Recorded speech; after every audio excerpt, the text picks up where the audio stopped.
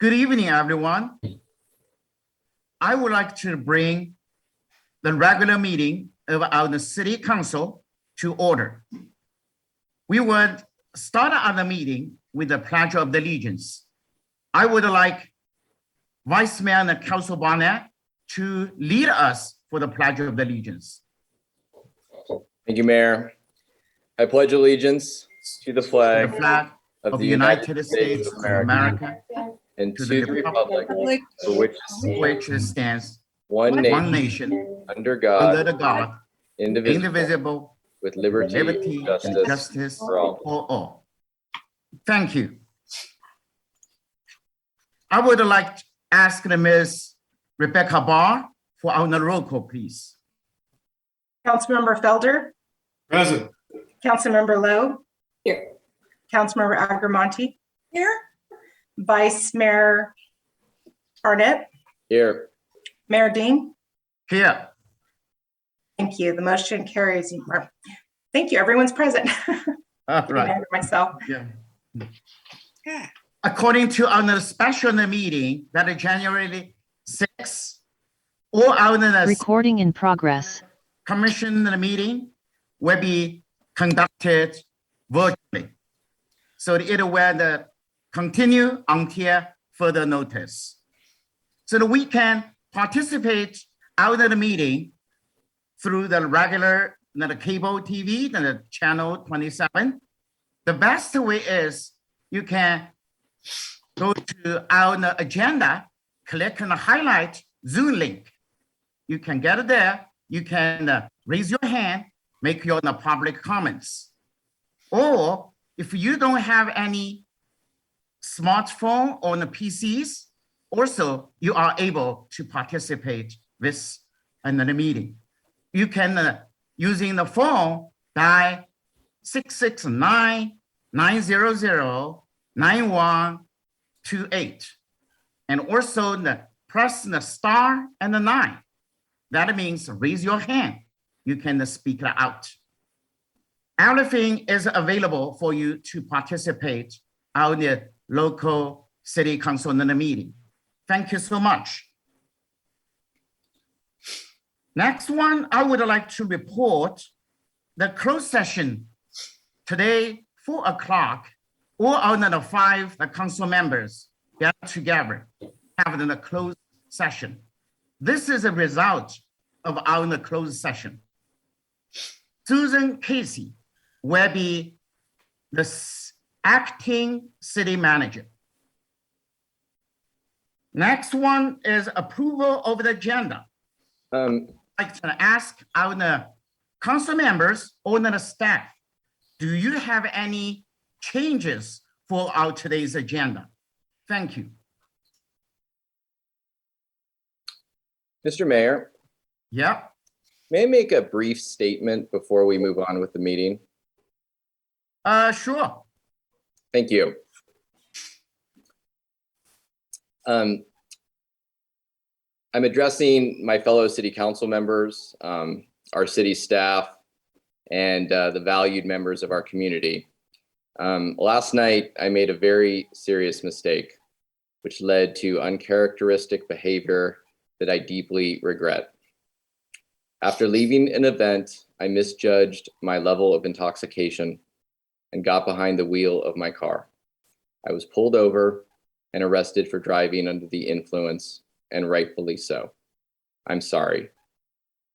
I am very thankful that no one was injured, but I understand that my conduct carries with it many appropriate consequences. This serious lapse in judgment put our community at risk. As most of you know, this town means everything to me, and I'm sorry to have let us down, and I will not make this mistake again. My actions are inexcusable, and I can assure you that no one is more disappointed than myself. City council members should and must be held to a higher standard, a standard I fell far short of last night. I humbly ask for forgiveness and will work tirelessly to earn back your trust. Thank you. Thank you so much, Vice Mayor Council Barnett. Next item, I would like to see if anything to change for our today's agenda, I want to approve today's agenda. Each Mayor Dean? members and the staff, please. All right. Oh, Casey, please. Yeah. Hi, Mayor, I would just like to say something before I ask for an item to be moved, if possible. Sure. I just wanted to say, Mayor Ding and City Council members, I'm extremely honored to serve the City Council and the residents of Sonoma as the acting city manager. I feel so lucky to be a part of this small but conscientious, dedicated, and civic-minded team. Sonoma is a truly unique and wonderful community, and I look forward to assisting the council and staff and moving forward during this transition. Thank you, Susan Casey. And then I also wanted to ask for an item to be moved if possible, 6.2. We'd like to move All that to the next regular council meeting to allow us to gather more information about the item before it's presented to council. That's great. Mr. Mayor, I'd like to make that motion that we move item 6.2 to a subsequent meeting. And I'll Good. second. Good. Yeah. Also, I agree. Do you have any more changes for our tonight's agenda? David Stoller, Mr. Stoller, you have something to say? No, sorry, Mr. Mayor. Did I raise my hand inadvertently? Oh, that's fine. I just say, all right. I'm sorry. I would like to. Sorry. I was trying to point to Sue. She had her hand up and then she went like this. Oh, I see. Sorry. Yeah. So I would like to. Oh, yeah. Go ahead. so is it too early to ask? I wanted to pull 4.2. Right now it's too early. Okay, that's what I thought. Just the Sure. And the next one, I would like to open to public. See any in the comments from the public. We want to do a motion on the approval of the agenda, Mayor Yes. Ding? Yeah. I move As approval of amended. the agenda with did the second. changes made to pull item 6.2. And I did a second. Roll call, please. Well, Mayor Dean, you have members raising their hand. Okay. I believe because we members. didn't go to public comment yet, did we? Okay. Not yet. Just the. We're just approving the agenda. Correct. Okay. Okay. They looks like the one individual that had their hand up earlier. All right. So now right now, let's now open to the public.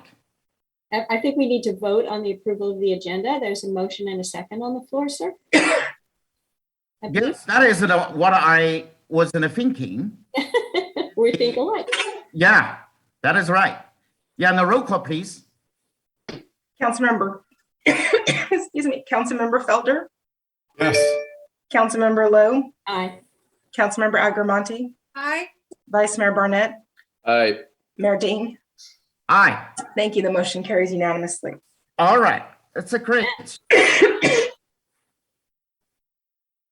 Right now, we are going to agenda number 1, that is comments from the public, that regular. At this time, all items not appearing on today's agenda, that is your time to speak it out. Please keep your speech in the 3 minutes or less. Start by stating your name and how to spell it. Thank you so much.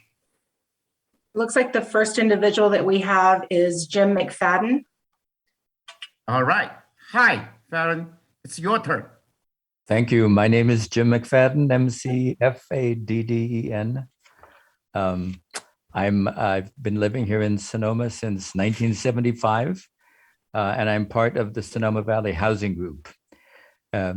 As a group, we are very concerned about the lack of public input into the city housing element process and input into analysis of the housing element components. We'd like to be in the kitchen, as it were, to help mix the ingredients and see what factors and data are being used. How will we know what factors were and were not considered in developing the evaluation of past performance, site inventory, housing needs assessment, constraints analysis, and how the city fits affirmatively furthering fair housing into the plans. We would like to have a sense of how the plan is being developed and what the priorities are. As lower income affordable housing advocates, we're concerned that the seriousness of the housing crisis may be understated and that adequate plans will not be put in place to offset and mitigate high land cost constraints. It appears that the public will get a pre-baked plan by the time the housing element draft comes out, and we will only be able to react to the draft. The time until the draft comes out is short, and much time has passed when the public could have been engaged in what the city's analysis is shaping up to say. We are looking forward to having a chance to comment on the baking process before any housing element cake comes out. It will be hard to unbake a cake. Hopefully the draft stage will still allow housing elements ingredients to be mixed in different ways. Thank you. Thank you, Mr. Faden. Next, we have Lori Bremner.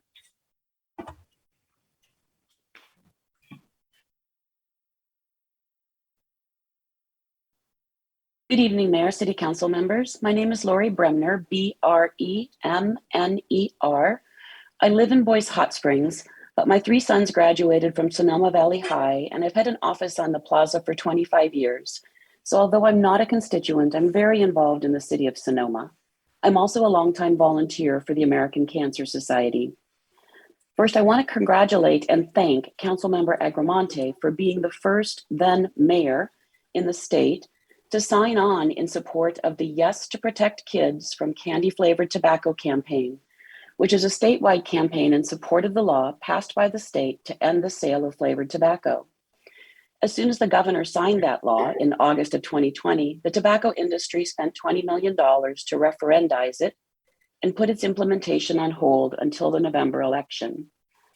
Councilmember Agramonte has now been joined by many mayors around the state and many city council members in support of the campaign, but she was the first then mayor, and I'm proud of that. I now encourage each of you to endorse the campaign and be the first entire council to sign on in support. It's easy, just go to the yestoprotectkids.org website and click the Our Team link, where you can see all the other elected officials who've signed on, and then click the blue Join the Coalition button on that page. The regular sign up button on the homepage won't give you the opportunity to identify yourself as a council member. I'll be so proud to thank you all in a letter to the editor when you're the first full council to endorse this life-saving effort. Some of you will know that the city of Sonoma was an early adopter in passing a flavored tobacco restriction several years ago. Sonoma came this close to making history to be the first city in the state to pass a comprehensive flavor ordinance.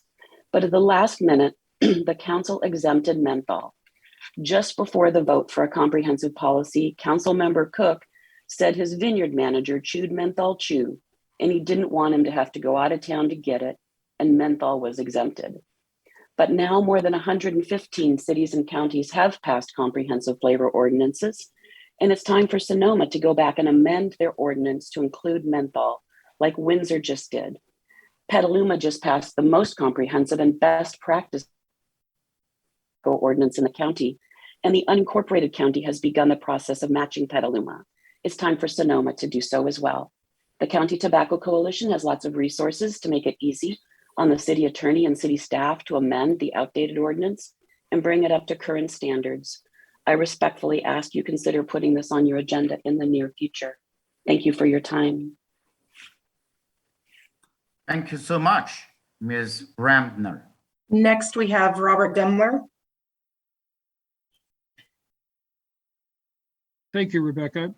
Mayor Ding, Vice Mayor Barnett, and council members, thank you for letting me speak tonight. I My name is spelled Demler. I live on First Street West. I've been a resident of Sonoma for, well, I can't do the math in my head just now, but since 1996, and I've been coming here since 1971. I love this town, as most of you know. I have two things to say. They were mentioned tonight, but they're not strictly on the agenda. So I think I'm on safe turf for doing this. I want to congratulate Acting City Manager Susan Casey. And as the Executive Director of the Sonoma League for Historic Preservation, I hope we can establish a dialogue and get some things done that have been pending for a very long time. And so I congratulate you, and I also give you my sympathies. I'm sure you are inheriting a desk with stacks and stacks of paper. So, thank you. And secondly, to Vice Mayor Barnett, thank you for the very heartfelt expression of your event from last night. When I was your age, or younger, and that was a very long time ago, I also drove when I should not have driven. Somehow I was never arrested, but I'm sure I put myself and others in harm's way in that process. And so I feel for you, and I want to thank you for your expression tonight, which I believe, as I said, was heartfelt. So thank you very much. That's all I have to say, Mayor Ding. Thank you very much. Thank you, Mr. Demler. Next, we have Kathy King.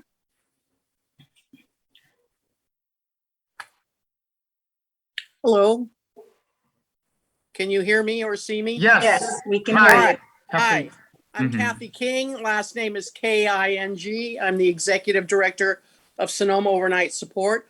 I'd like to inform the City Council that the funding for the from the county, from the CDC of the winter hotel stays will be ending on February 28th.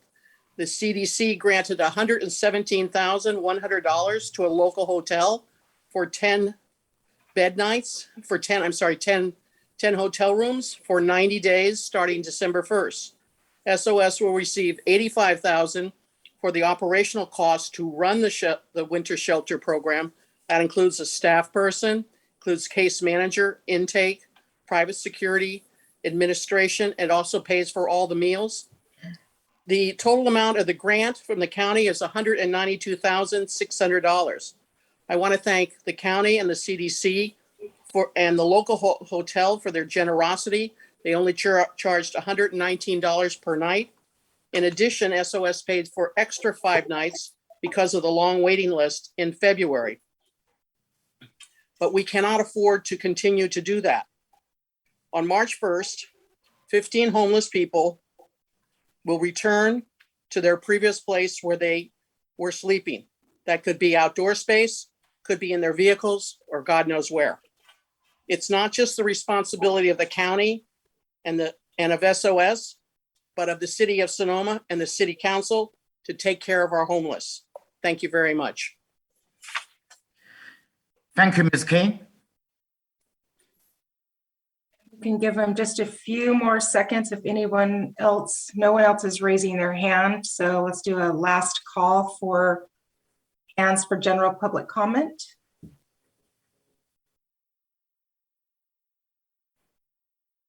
No one's raising their hand, Mayor Dean. Thank you so much. If you have more than a public comments, we are always in the open. You can call us, leave the phone message, and also you can send us an email. That is in the public comments at sonomacity.org. Thank you so much. Agenda number 2, meeting dedications. Councilmember Agramonte. Oh, thank you. I just had everything. Just a moment. Here it is. So sorry. This is so special. I apologize. I do have a meeting dedication for Len Tillum, who is referred to as the country lawyer. or Loya, as he would have said it. Born in 1944, Sonoma resident and lawyer Len Tillum passed away at his home on January 13, 2022. Len Tillum's radio show is believed to be the first successful legal affairs program until 2011. He majored in theater at Brooklyn College and then later got his law degree at New York University. He started with a weekend broadcast out of Napa. After 7 years broadcasting on weekends, he moved to 7 years broadcasting following Dr. Dina Dell on KGO. He took a dull subject and made it funny and sometimes outrageous. In 2016, Tillum merged his law firm into Tillum, McNichols, and Brown, with two lawyers, Rosie McNichols and David Brown, whom he mentored. Len Tillum leaves behind his wife of 35 years, Susan Fagan of Sonoma, daughters Farah, Gonda, Phoebe Tillum, and sister Susan Tillum. Her daughters Joya, Kiva, and Layla. So I'm dedicating that to Len Tillum. Also, Phyllis Gurney, the original influencer. Phyllis Gurney, 76, with a longtime teacher, the spoonful of sugar that made the medicine, as in exercise, go down. She grew up in San Francisco, came of age in the Golden Gate Park. We can assume whatever comes to your mind with that. She was a consummate teacher and influencer. She taught in high school jazzercise spin classes for over 52 years. Phyllis made room for every kind of soul, created a safe place to be within her construct, and shined a light on you as a unique human, complete with flaws and deserving of love. Phyllis cared broadly for her community and the world. She died as she lived with grit, determination, courage, and dignity. She passed on January 22nd, 2022, and Phyllis leaves behind her husband, John Gurney. Thank you, Mr. Mayor. Thank you, Councilmember Agramonte. Anyone have the more dedications? This is the time.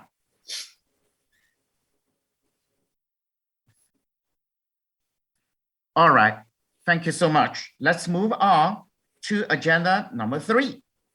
Presentation 3.1, the presentation by Creative Sonoma on a valley-wide cultural plan.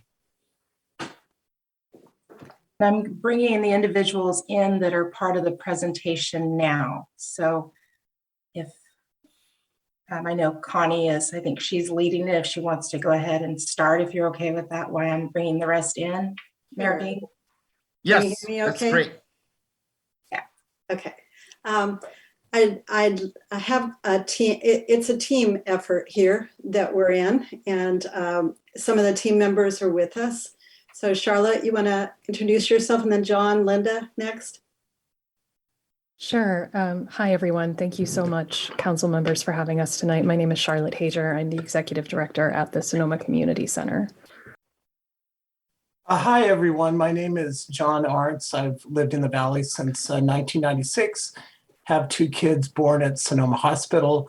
I'm a business consultant and coach, and you may have seen me around town a bunch playing music. I'm a musician here in town. Hi, I'm Linda Keaton, Executive Director at Sonoma Valley Museum of Art. I think we're missing 2 of our members, Mark Bodenhammer and a combination of Simon and Kimberly Blattner. And I'm Connie Schleyline, and I'm a retired arts teacher and a community arts activist at this time. And we are a collective that has been working together. Thank you for having us. We appreciate the opportunity to share kind of an innovative idea, and it will be kind of a different presentation for you, I think, I hope. We are into creativity, and we really love this community. We are people that believe deeply that the arts are integral to a vibrant community. The Creative Alliance is a grassroots organization. We have been, as I mentioned, gathering for several years. We love this quote: "We are the sculptors of this day. We can form it into a wonderful masterpiece."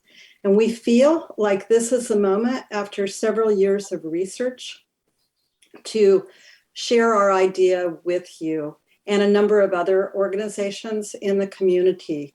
We're a small group right now, but we don't think we will be very long. This is the moment.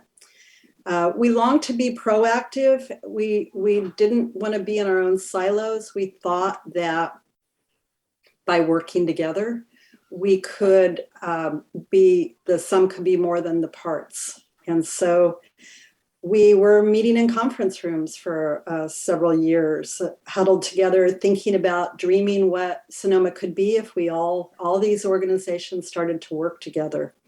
And then boom, the pandemic hit.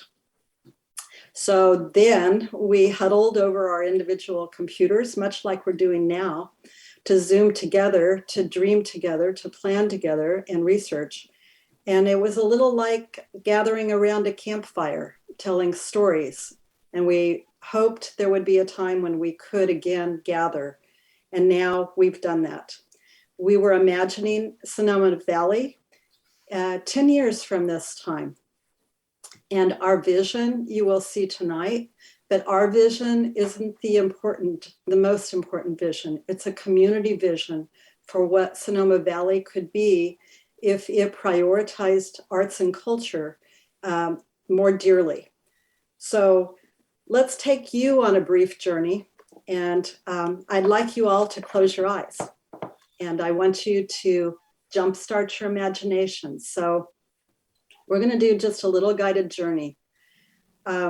We have taken the liberty of providing you with a time machine, and it's right beside you. I don't know if you've looked at it yet. You can see it, but you need to jump in it because it's brand new, and time machines are pretty wonderful.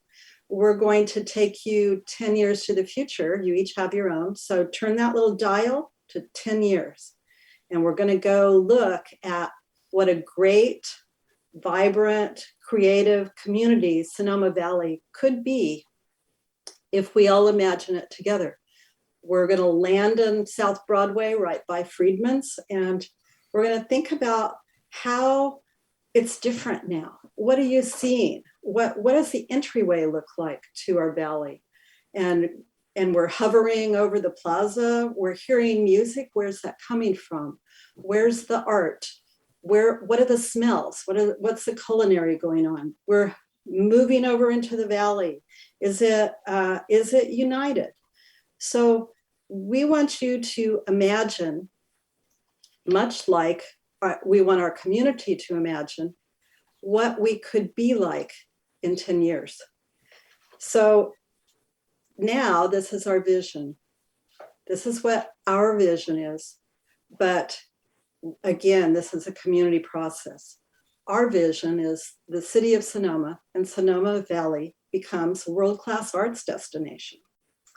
We have all the essential ingredients in this valley. We just want to be world-class. We want to be recognized. We could brand ourselves. We need to connect the dots. The potential is absolutely huge. So 3 things to remember tonight as we're presenting this slideshow. Cultural planning is a community process, a community engagement process done by professionals. It can diversify and expand our valley's economy and help the creative industry. It can transform an entire community, not just the arts, history, education. This is our core group. The people and the organizations above the line are the ones that have been working for a number of years together, some off and on. Some have joined and come back and forth, but we're pretty committed to this. And those under are just a few of the many organizations that have expressed great interest. We will be building partnerships, and this is an inclusive endeavor We are not elitist. We are not exclusive. We want everyone to be involved. So what is cultural planning? Cultural planning is a public process where community representatives undertake a comprehensive community assessment to create a plan of implementation for future cultural programming. Healdsburg's already done this, and it's pretty astounding what's happening. The planning process. We need to hire a cultural planner, and we have several in mind. We've been looking. There's some great ones out there. And then listen and learn to the community of the community. What are their dreams? What's their vision? How do they imagine? And then help them craft a vision for what would make their community more vibrant. It's a shared responsibility and ownership, and it creates public will. And we've already seen that in a number of communities that have done it. Why is cultural planning even needed, you might ask? And we think it's because, number one, we're really not known as an arts community, even though we have an astounding amount of arts organizations and creative artists and all other types of arts. We aren't known for the arts. We aren't branded for the arts.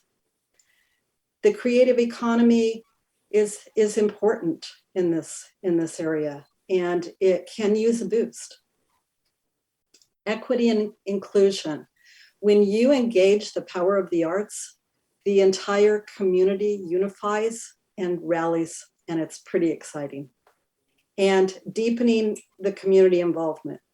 The Youth Truth Survey recently just said that our secondary school students feel disconnected. We have many divergent people that are not feeling connected to our community. We're very fortunate. The Sonoma community, the Sonoma Chamber of Commerce gets this. The arts are an economic driver, and they're not only an economic driver for tourism, they're an economic driver for our local culture too. What's interesting about the Americans for the Arts study in 2017 was that we found that cultural tourists spend 3 times as much money as wine tourists. They stay 3 times as long as wine tourists, and they are often the same target audience. The arts allow communities to retain local dollars and attract visitors' dollars. Culture is a magnet that retains local spending and attracts visitors to the region. If a community fails to provide a variety of artistic and cultural experiences, not only will it fail to attract new dollars from cultural tourists, it will also lose discretionary spending of its own residents who will travel elsewhere for similar experiences. Connie? Yes. I'm sorry to interrupt you. Did you think you were sharing your screen? Yes, am I not? No. Oh, no. That's sad. Can you see it now? All right, can you see it now? Yes, we can see. Oh, darn. So we're a community of creators. Many of you know that. Many of you know a lot of different people that do all sorts of things. The lighting, architects, designers, stonemasons, tattoo artists, welders, brewers. So we have a lot of variety of artists, and we do a lot of creating in this community. In Sonoma County in 2017, 134,000 were employed in creative businesses. And $80 million was generated annually by just 42 nonprofits of the arts groups, of which Sonoma Community Center and Sonoma Valley Museum of Art participated in that. The creative industry is one of the top 10 fastest growing industries in Sonoma County. And there has been a 25% increase in creative industries in Sonoma County. Benefits that others have observed: the Healdsburg has just finished their cultural plan, as I mentioned. Their creative community is really engaged and they are doing amazing things together. There's a lot of short-term benefits, branding, an arts council. They've been working on an architectural asset map. NAPA's been doing the same, cultural calendars, marketing and arts and cultural tourism has been shared. Arts education has been improved. The cultural districts have been established, improved economy, public art master plan, which obviously we think we need, an annual collaborative arts festival, and creative workforce. That is, there are many needs that the creative workforce has. The benefits, what are we asking? We're asking you to embrace the idea. We're a grassroots organization.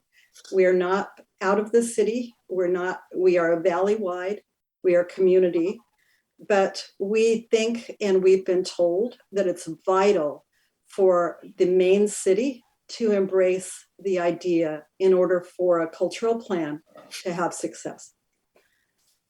We're asking funding advice and guidance. We think we know how to fundraise, but it's always helpful to get that advice. Midterm, we would love to have a city council liaison for communication purposes and to ensure success. Long-term, we're going to need some help with co-hosting town halls, going to where the people are, doing surveys. This is probably about a 10-year plan, but it's going to take probably a year to do. And Healdsburg has just recently prioritized arts and culture in their city goals. What's been done already? 3+ years of research. A lot of community engagement. We've been talking to people pretty widely, getting their input.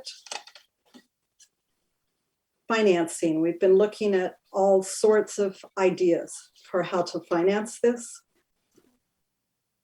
A Creative Bridges was formed. It's an arts education nonprofit, 22 nonprofits coming together to improve the arts in Sonoma Valley Unified School District, partnering with the school district. We have a very active superintendent who is a band student, loves music, and he's very engaged. And consulted 6 times with Healdsburg, who's delighted we're doing it and very enthusiastic. Sonoma Valley, imagine a world-class work of art, a destination. We think we have it all right here, right now. We just need to package it. And we think by working together, that tide can raise all boats. And we hope you will join us with enthusiasm. Thank you for listening, and we'd welcome your questions. Wonderful. Thank you so much, Connie. Any other comments? Well, this is Bethany. All right. Councilmember Agramonte. Sure, thank you. You know, for some time now, I have felt that art/culture and history should be at the table here for the city of Sonoma for our tourism, to draw people that want to come, besides the wonderful wine, restaurants, and just who we are here in Sonoma, the beautiful weather, beautiful being here. But there are a couple of things that are missing, and that has to do with the art and culture and also history. So I'm pleased to hear this, and I hope that this moves forward in a way. I looked up Healdsburg and I saw they have a whole plan. They're pretty far ahead of what's going on here, but I look at what you're trying to do. Thank you. Thank you. Presenter Linda Keaton. Please. You're mute, Ms. Keaton. Ms. Keaton, you're mute. There we go. Sorry about that. Thank you, Mayor Ding and council members, for allowing us to present to you today about cultural planning. I'm particularly excited and want to emphasize that this is a community project driven by the community. And I love that aspect of the process. We have a huge opportunity here to brand Sonoma as an arts community.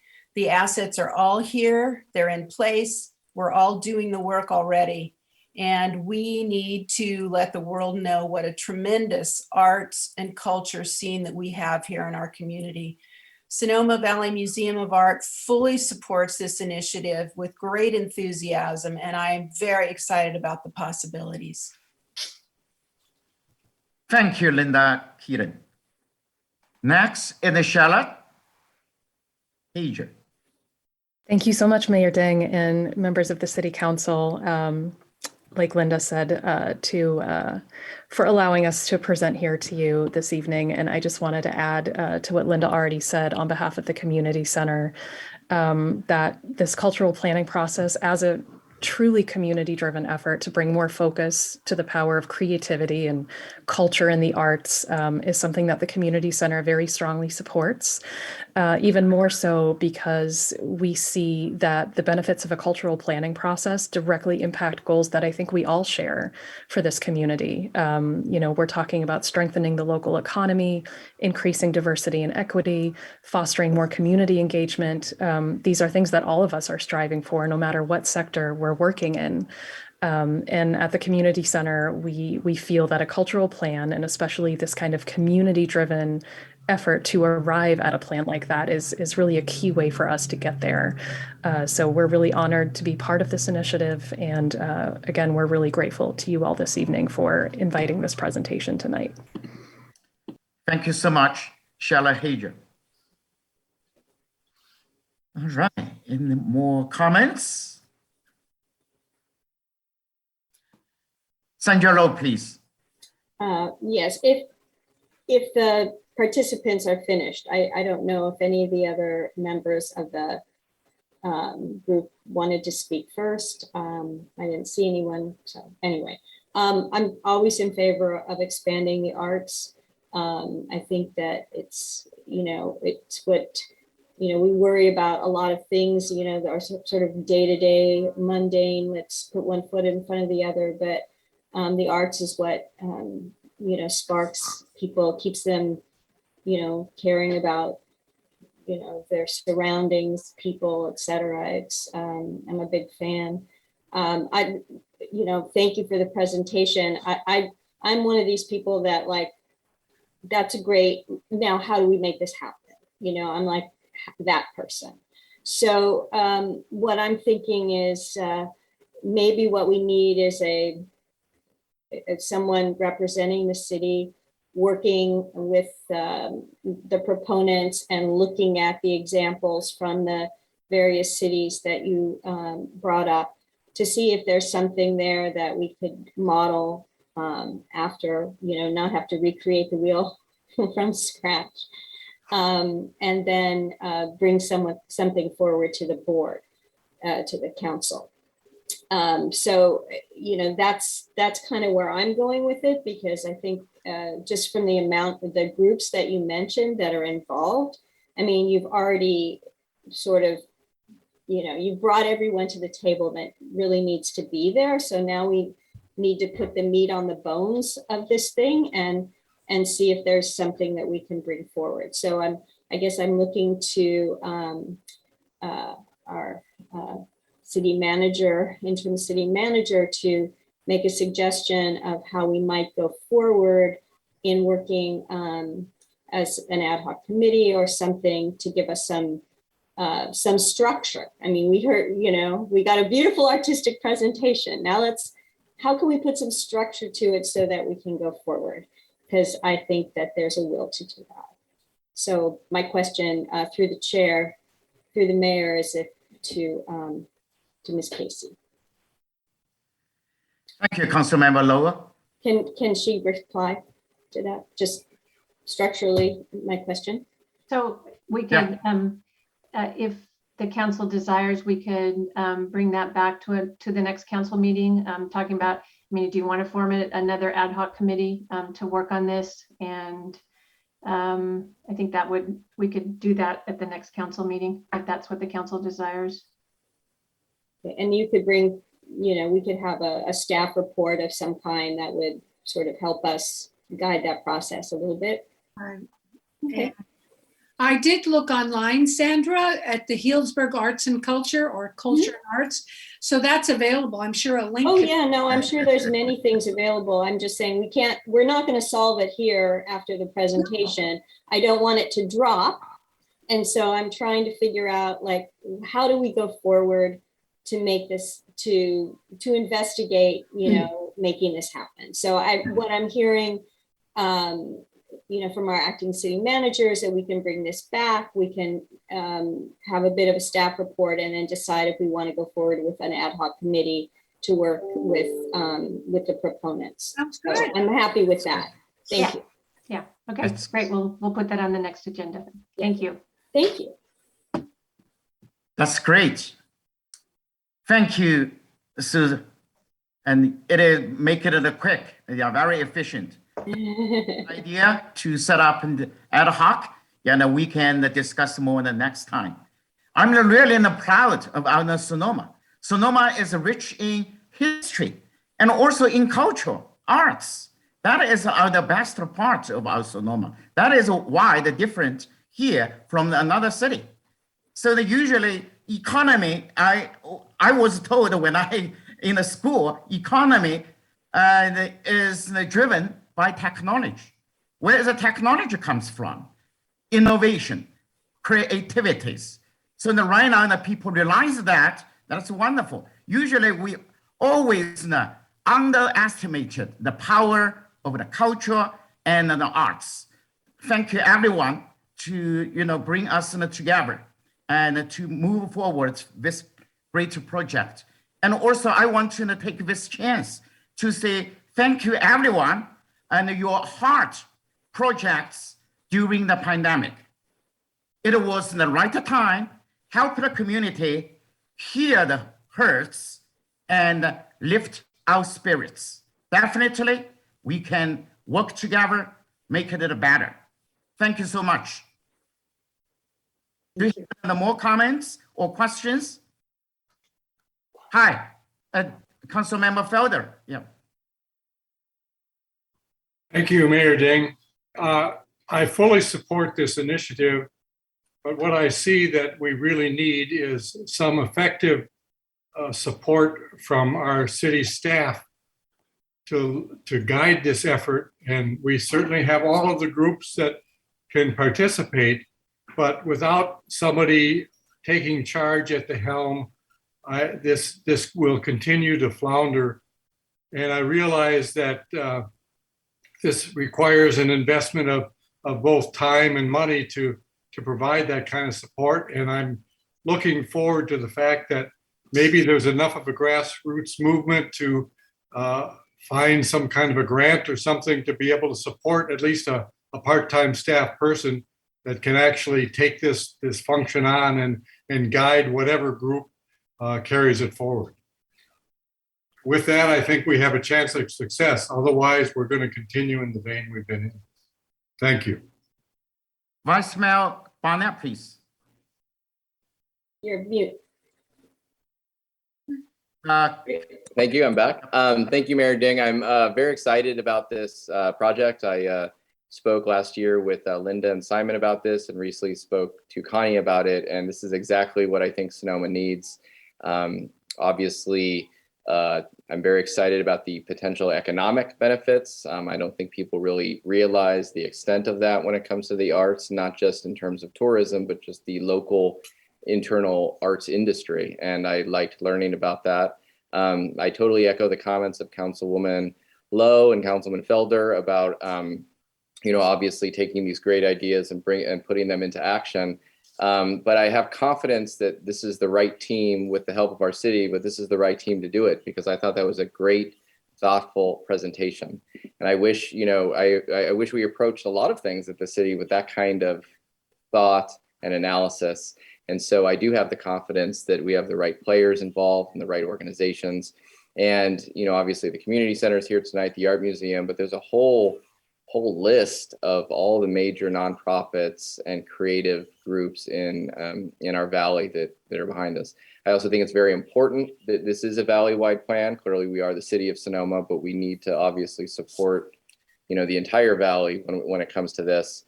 I spent some time a little over a year ago in Santa Fe, and that is clearly an arts destination, and you feel it. And clearly, I think Sonoma has all the potential to do that. And I'm also interested to see what Healdsburg has to do. And I know that we're going to blow Healdsburg out of the water because we are Sonoma. And so very excited about this. And I would obviously, and I'm sure the council supports this initiative and creating a liaison and working with staff. And obviously we were supporting you, and hopefully, obviously, there would probably be financial support as well. So thank you for all you do for our community. Thank you so much, everyone. And yeah, you just mentioned about the investment. Yes, that is investment. That is definitely high return investment in the long term, especially for our young generation. If the kids grow up in a very creative environment, you can imagine how much technology, how many creative ideas they have, and then all our society when move forward. And I'm so proud we have this project, and also I'm confident we can get it together and get it done. Cool.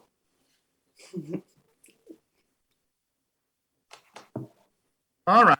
So now I would like to say thank you again, and Connie and John and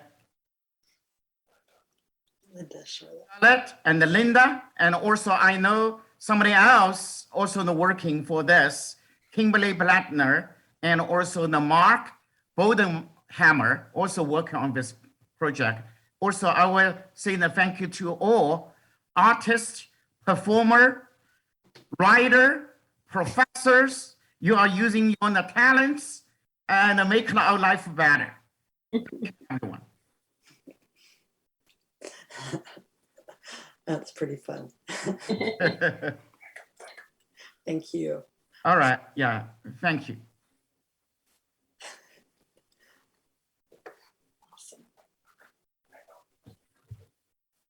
Rebecca, could you please, all right, let's go to agenda number 3.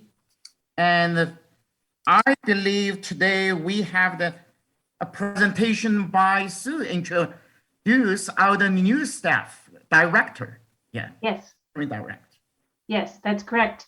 So Mayor Ding and City Council members, can we promote? Trying to promote him right now. Okay, Right. we'll get him on camera before I There he is. start talking about him. There he is.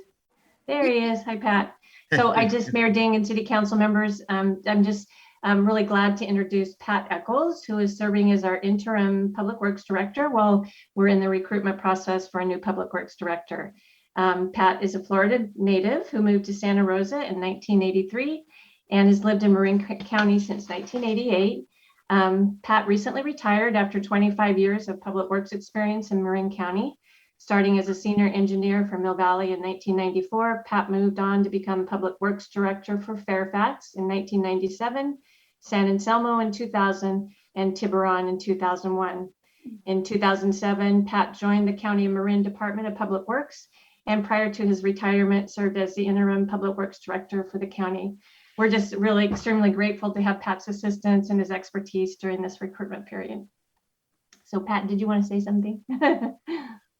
Thank you, Sue, and thank you, Mayor Ding, members of the City Council. It's a pleasure to be here tonight with you, and it's an honor to serve the city. I'm glad to have this opportunity. Wasn't easy coming out of retirement, but at the request of Garrett, who I knew, from my experience in Marin County, I answered the call for a need while the city conducts its recruitment for a permanent director, and glad that I can lend my experience and knowledge to keep things moving forward and moving as smoothly as possible during the transition to the, new director. So thank you very much. Thanks, Pat. Thank you, Pat. Do you have any questions? No, I just want to say welcome, Pat. You and I have been in contact with each other. I had to learn how to spell your last name, and I'm so excited. You move at warp speed, which is something I'm so happy about. And you've already solved some issues here in Sonoma, which I think are great. You have wonderful people to work with. So they're right there with you. So I'm so glad you were able to do this because I just think you're amazing. I'm just really excited you're here. And I don't know, I'm so impressed. I send an email, I get an answer. What a great thing. Thank you, Pat. I appreciate your being with us. Thank you so much. Pat, you are so great. Councilmember Agramonte is your fan. Keep working on that. Thank you. Great. Well, I do want to give a shout out to all the staff. The public works staff is pretty hardworking. They do a lot with limited resources, and as my experience over the years has been, they can go underappreciated. I think you don't think of public works until something doesn't go right, and they're doing a great job when we don't get complaints and everything's working the way it's supposed to be working. Great. They're wonderful. You're absolutely right. I bring treats to them, and yeah, they're great. I just appreciate your hard work, Pat. Thank you. Thank you. All right. Thank you again, Pat. We are very grateful for your experience and your passion, and hopefully, the Sonoma is a similar like the Marine, and then we rely on your experience and your professional knowledge, skills. Really appreciate leadership as well. All right, let's move on. Agenda number 4, consent on the calendar. All items listed on consent calendar are considered in the routine and will be acted upon by a single motion. There will be no separate discussion of these items unless members of the council or the staff request the specific items to be removed for separate action. Councilmember Agramonte. Yes, thank you. I would like to pull 4.2. All right, 4.2. That is all right. That is Historical Society. Okay. Sandra Lowe, please. I'd like to pull item 4.5. 4.5 regarding initiative. All right. Okay. 4.5.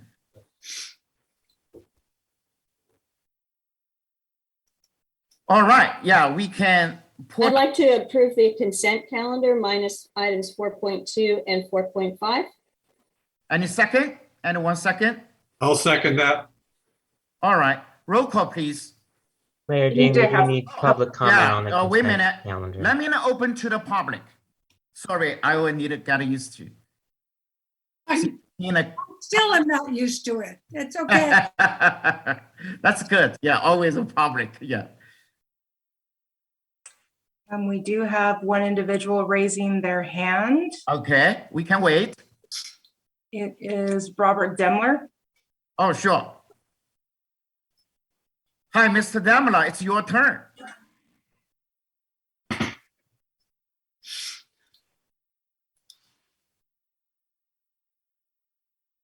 Robert, if you're speaking, can you unmute yourself, please? Sorry. Is this the time to discuss the contents of one of these items, or is it just to discuss pulling it? I'm afraid that right now just in pulling it. Oh, well, Wait, yeah, a Well, couple no, more you minutes. technically you have the opportunity to comment on any item on the consent calendar that hasn't been pulled. oh, I apologize. I'm happy with what's happening. I have no further comment. All right, yeah, thank you. We talk later, Mr. Damla. Okay. All right, we have the motion, we have the second. Roll call, please. Councilmember Felder, Aye. Councilmember Lowe, Aye. Councilmember Agramonte, Aye. Vice Mayor Barnett, Aye. Mayor Ding. Aye. Thank you. The motion carries unanimously. All right, let's talk about the 4.2, adopting a resolution appointing the Sonoma Valley Historical Society as official in the city of Sonoma historian and archivist. Mayor Ding and City Council members. So this item, we're asking the City Council to adopt a resolution authorizing the Sonoma Valley Historical Society as official City of Sonoma historian and archives. So at the February 2nd council meeting, the Sonoma Valley Historical Society, the SVHS, requested the city consider designating SVHS as the city's official historian and archives for the city of Sonoma.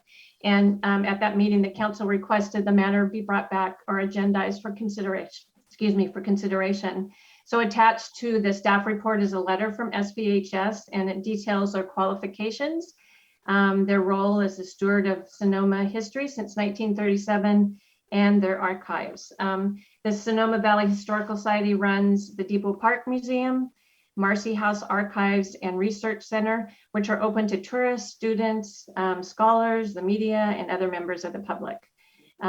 So they manage both permanent and temporary exhibits about the history of Sonoma. So staff is recommending the appointment of SVHS as the official City of Sonoma historian and archives. And this appointment would also replace the role of the city historian. We also recommend that the City Council conduct biennial reviews of the appointment and relationship with SVHS.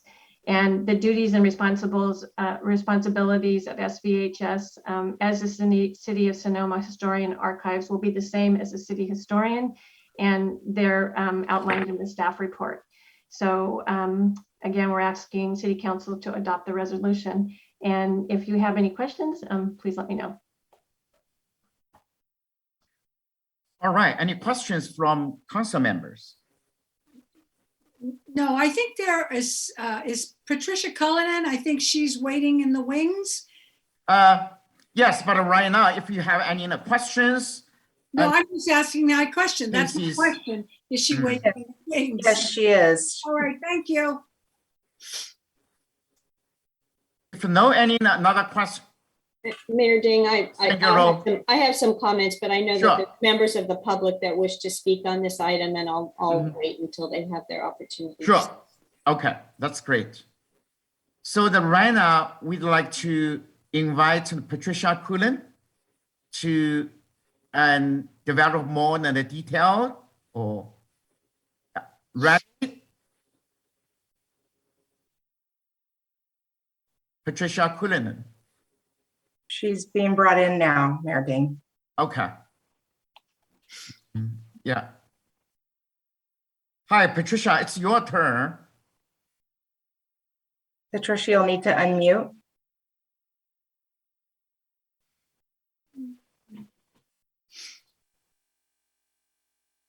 Am I unmuted? Yes. Oh, yes. All right, thank you.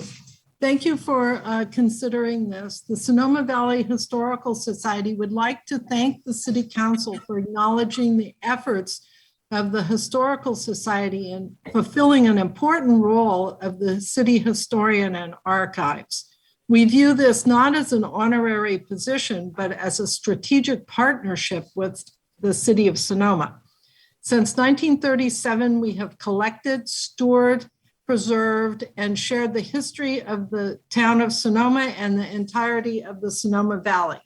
We manage a world-class archive to professional standards and have recently been acknowledged by the Sonoma County Historical Records Commission for our efforts. Tonight, as you acknowledge the Sonoma Valley Historical Society as the city's historian and archives, you connect the city to a professional organization whose staff is daily answering questions from the public, including visitors, business entities, artists, and You muted yourself. Mute. Technology.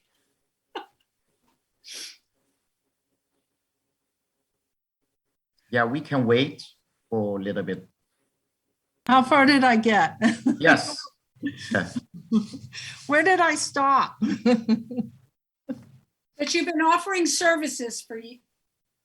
We offer, including visitors, business entities, authors, and artists. The Sonoma Valley Historical Society, with its resources, is best able to fulfill the professional requirements laid out in the resolution, with staff and support from member historians, as well as our partnership with California State Library and other national and international groups, connects Sonoma to a worldwide network of historians that work with us to provide accurate answers to the questions about our history. Thank you again for forming a strategic partnership with your local Sonoma Valley Historical Society. You guys have any questions?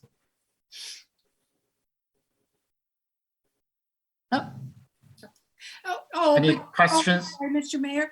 Patricia, Yes. I know that the Sonoma Valley Women's Club has gotten assistance from you for digitizing. Is that something that is you're requested to do more than just from us? We are in partnership with the California State Library, and we nominate material about Sonoma Valley history every year to their program.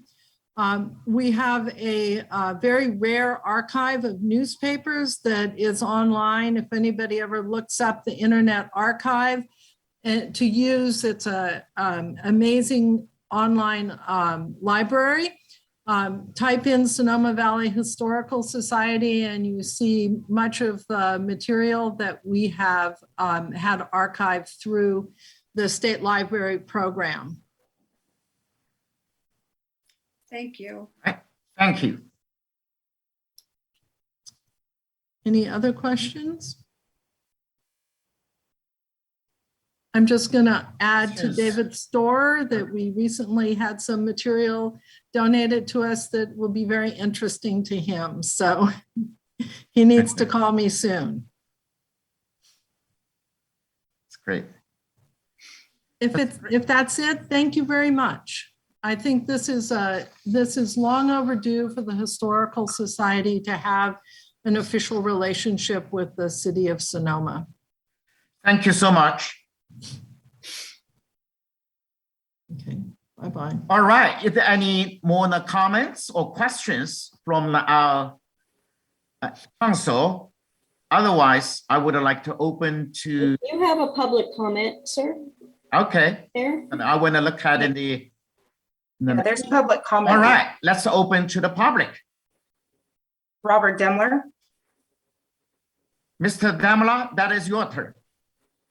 Yes, thank you very much. I will try to be as dispassionate as possible, but I am very passionate about Sonoma and history, as all of you know.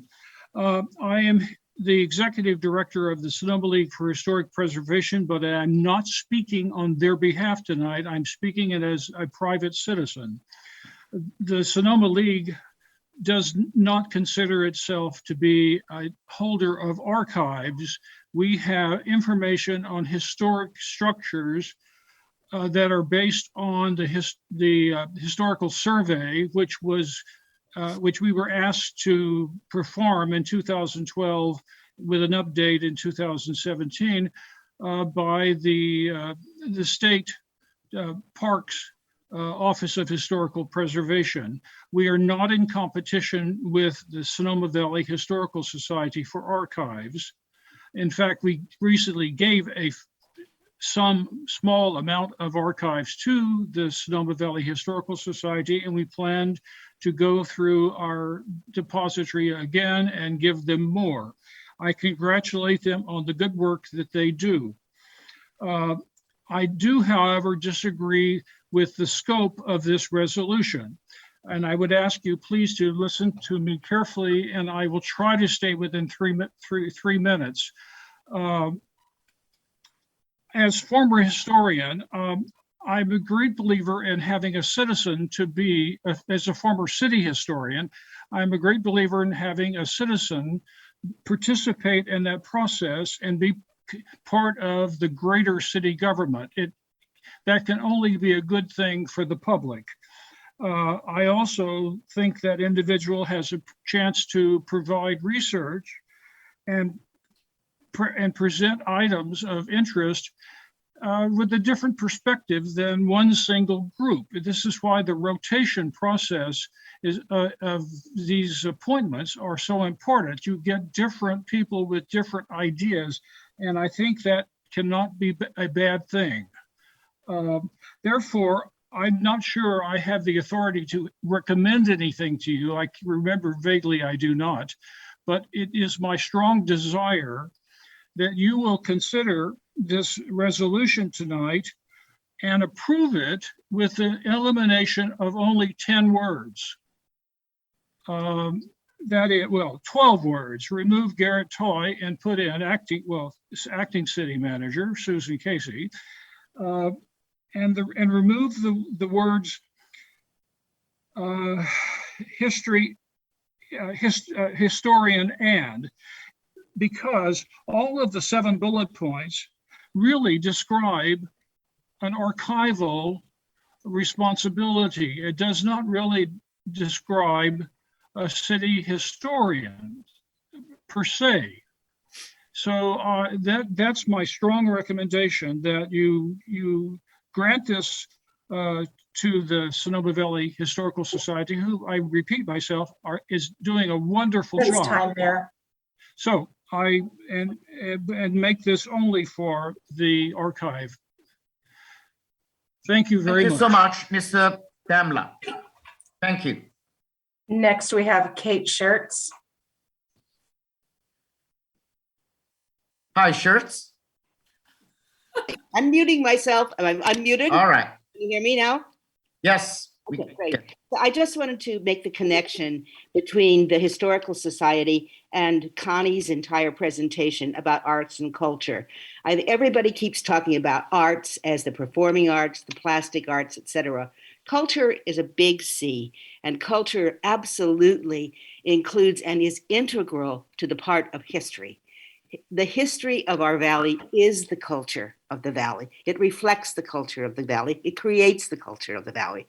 So when you think about arts and culture, please don't forget about the big word culture in that. Don't think just about the plastic arts, the performing arts, etc., but think about culture and all of what culture entails. And when I think back to the exhibits that we've had at the Depot Park Museum over the 5 years that I've been involved in it, I put together the 2 baseball shows.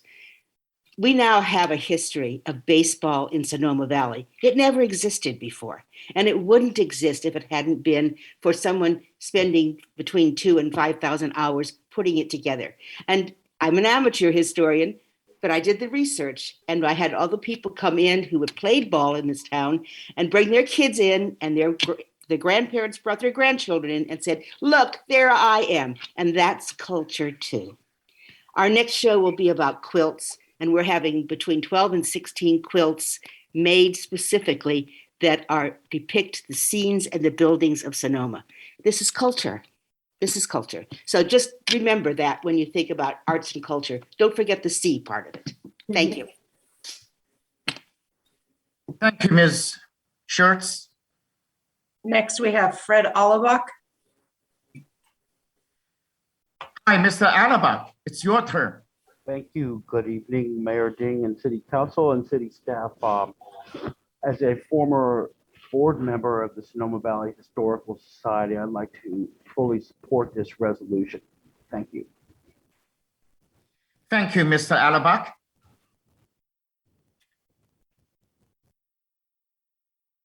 Give him just another a couple seconds for Sure. anyone else. that Yeah, we wants can to- wait. It doesn't appear that anyone else is raising their hand, Mayor Ding. All right, yeah. Let's come back to our council for discussion. Sandra Lowe, please. Yeah, I looked at the resolution and I thought it was, I wasn't around when the first discussion, so I want to sort of know more about the historian position. What happened? Why are we're really in a sense kind of combining it with the archives. I'm interested in the comments made by Mr. Demler. I mean, would this historical society basically have the same agency that we're trying to create without having the word historian in there, and still give us the ability, if at some time we want to have a historian, to have a historian? And I just don't know what happened to that. And it seems to me that the resolution and the good works that are going on could continue. Right now, we don't have a historian, so they could continue without that. And maybe we can bring back to the council just that piece, so we can talk about whether or not we want to have a historian or not, and whether or not that should be a person, or whether or not that should be just part of the offerings that the Historical Society bring. But I'd like to have a little bit of history and knowledge about, here we are talking about history, right? And I'm asking for something, so that can't be bad, right? So I just kind of like to know what happened with that and what the historian does, what the roles are. I understand the purpose of archives. That makes complete sense to me, but I just don't want to eliminate this concept of historian if it's something that maybe we should somehow identify in some other way. And maybe after that discussion, it's like absolutely Historical Society, that makes perfect sense. Or maybe it's something like we don't need to have it, or it's an option of the council. But I just kind of like to pull that out and find out like what historically happened to it, what was the purpose in the past, and maybe because I don't want to eliminate something that then someone comes back and says, well, that was the historian's job and nobody's doing it. So anyway, so those are my questions. So I'm totally in favor of the resolution, but I would like to see if we could pull out that piece, bring it back to the council just to give us a little background on that particular role. I would feel more comfortable about it if I knew more about it. But that's, again, because I wasn't there. Thank you so much. Thank you, Councilmember Lowe. I also understand what you're saying. Councilmember Agrimonte, please. Yes, thank you. As I said, the Women's Club has started in 1901, and we just had a bunch of junk sitting around. And so the Historical Society digitized everything, and that includes the minutes from all the meetings from 1901 into the 60s. So we're going to follow up with that. And it explains everything that they've done for the city of Sonoma, which I think is so wonderful because it's been documented. And I think with respect to the historian is possibly a caretaker. Not necessarily do caretakers, there have been in the past, but have the knowledge of history. They're caretakers. So unless somebody could, change my thoughts on that, there were some who have been wonderful. They are real historians. Some have been caretakers and learn as you go. So the Historical Society doesn't have to learn as you go. They've been here since 1937. And if you look at a lot of different groups here, the wineries go to them for assistance to find out their own histories. So that's the difference I see of a historian, because as I said, it's a caretaker, but the caretaker needs to come with this type of experience and not just be an administrator. So that's what I've seen Well, that's why I wanted to bring it back. I think you made my point, is that let's define what it is, so then we know where it belongs. Yeah. All right, then more comments? Vice Mayor Bonner, please. Thank you, Mayor Ding. I just want to echo the comments of Sandra Lowe or Councilwoman Lowe. I think that that's a fair point. I think that we should probably learn a little more about the history of the historian, no pun intended, and sort of talk more about that and get more input from our historical groups about that. I am very thankful to the Sonoma Historical Society for willing to serve as the repository for our city archives. I think that's very exciting.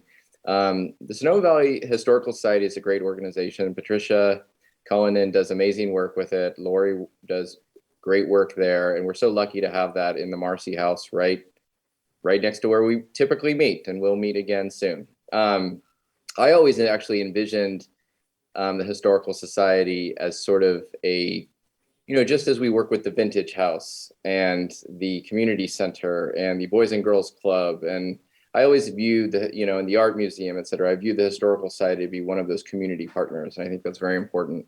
I also want to thank Robert Demler's comments as well. The League for Historic Preservation is also important. I mean, we're so lucky in a small town that we have two historic organizations of that caliber. And Robert Demler, obviously, he was our city historian, and I learned a lot from him in many ways. He challenged my perspectives on some things. I know he remembers our discussion about the Seven Flags of Sonoma, and he brought up some very important points. And so as we move forward, I think that we should talk more about just the history of this role, the need for the role, how it could be reimagined, how the Historical Society perhaps could serve. I agree that it's awkward that an organization would be a historian when a historian seems sort of like a person. And so I think we should talk a little more about that and talk to our local historic organizations. But I'm just very excited that we're doing this, and I just have the greatest respect for our Historical Society. And if anyone ever has the time, go to the Marcy House. They have amazing archives, all of the old Index Tribune, just amazing photos. I've spent many days there, and it's fascinating, and it makes you realize what a special place and a special history we have here. Thank you. Thank you. Yes. Councilmember Felder, please. Thank you. I want to say that I certainly respect and endorse the role that the Historic Society has done in archiving the data, and I would fully support that part of the resolution. But I also agree with Mr. Demler that we have a very unique town here and a very unique history, and it seems appropriate that we maintain the role of an individual as the historian for Sonoma. Granted, it has fallen in disrepairs over the last little bit, but it has served a very useful function, and it has a very unique part of our history as part of its function. So I think we should explore keeping that as a separate individual rather than just the society, whether that individual is associated with the society or not, but I think it should be a separate appointment by the city. Yes. Vice Mayor Barnett, please. Next is the Councilmember Agramonte. Okay. I was just going to jump in and just briefly say, I think this is a really important time to be doing this because we're coming up on some important years in our city's history. Obviously, the founding of the mission was in 1823. 2023, we're bicentennial. The founding of the Pueblo by General Vallejo in 1835. It's a perfect time to be really focusing on the history of Sonoma, and I just wanted to thank the local organizations for doing so. That's great. Thank you, Vice Mayor Barnett.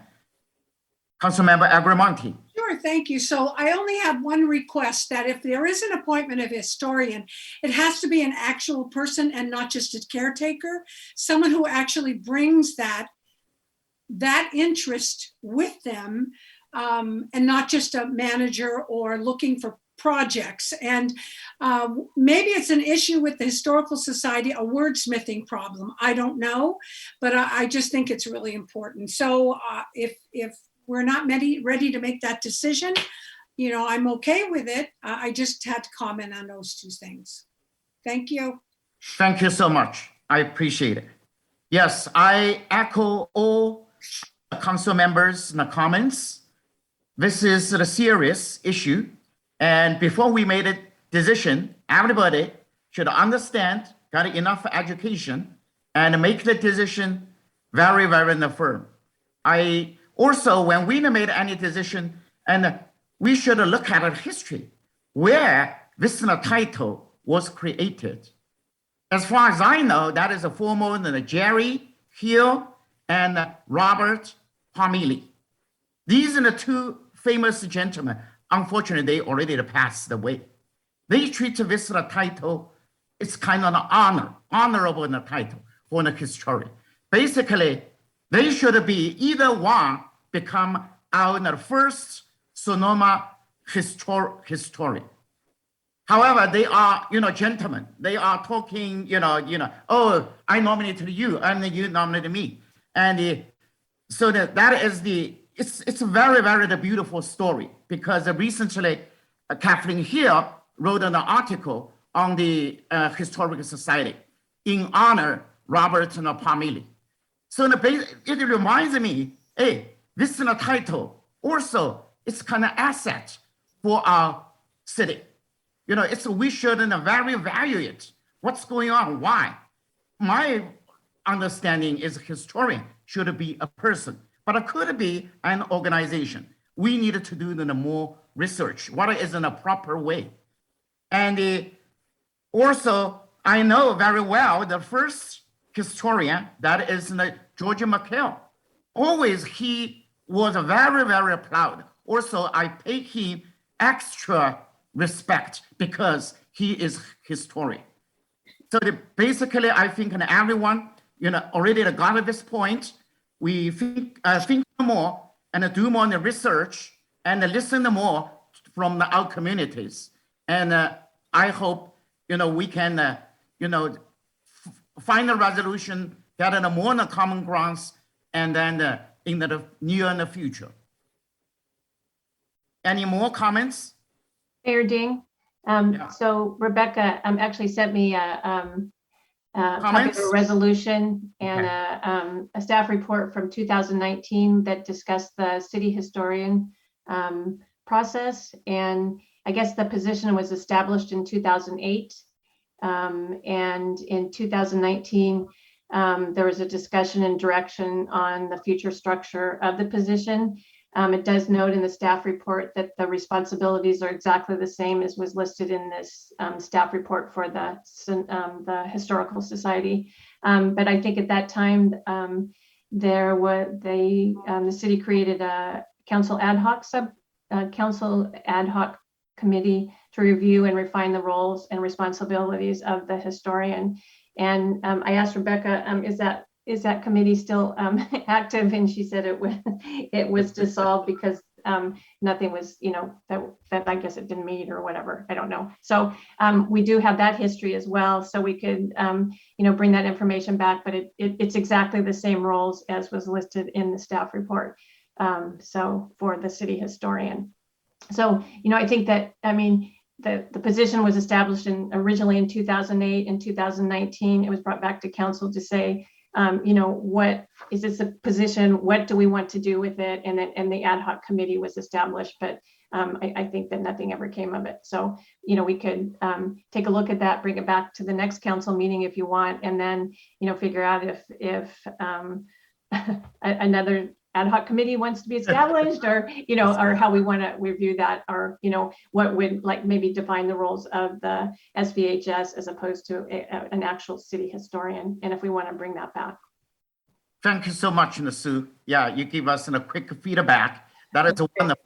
You're doing a lot of work usually, and tomorrow or the next week. I appreciate. Well, thanks, Rebecca. We were not make any motion, right? No any motion. Just next time we will continue to discuss, right? Mayor Ding, I'm just happy we're talking about it. Okay. I'm just happy there's a discussion. It's one that's should have happened before, but I like all the comments that everyone has had. Yeah. Okay. Yes, and thank you so much to Acting City Manager for quickly finding that. That was so helpful. That's great. Thank you. We really appreciate it. And I think when we bring it back, I think we can decide whether or not this belongs as a person or part of the entity, because I think that's what we're sort of coming down to there. But that information was super helpful. Thank you. Thank you, Susan. Thank you. Thank you so much.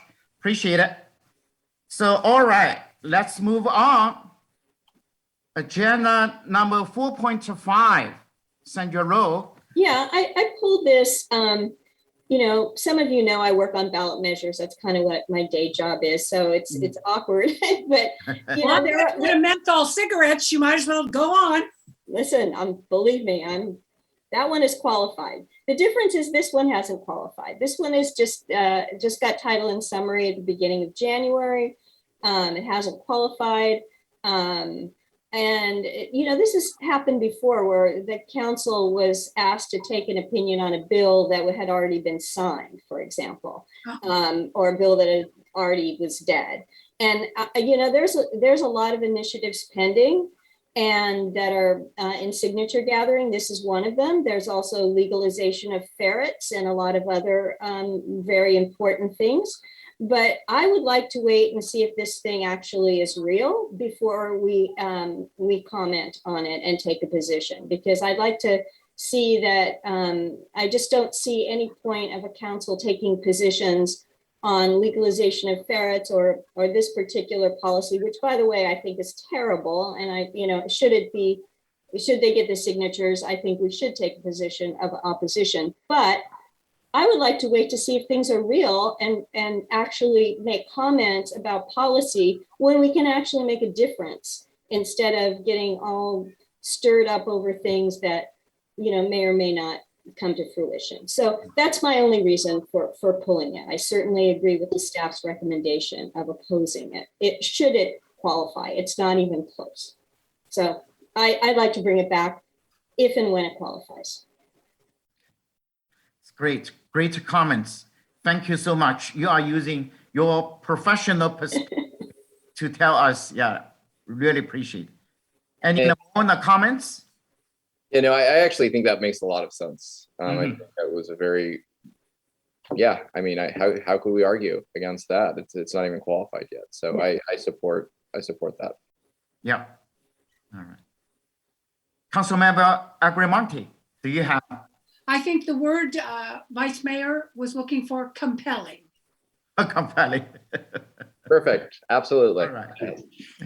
Councilmember Felder, do you have any comments for agenda number 4.5? No, I agree that we should hold off and wait till this actually qualifies before we move forward on it. And thank you, Councilmember Lowe, bringing it to our attention. Wonderful. Yeah. All right. Let me now open to the public.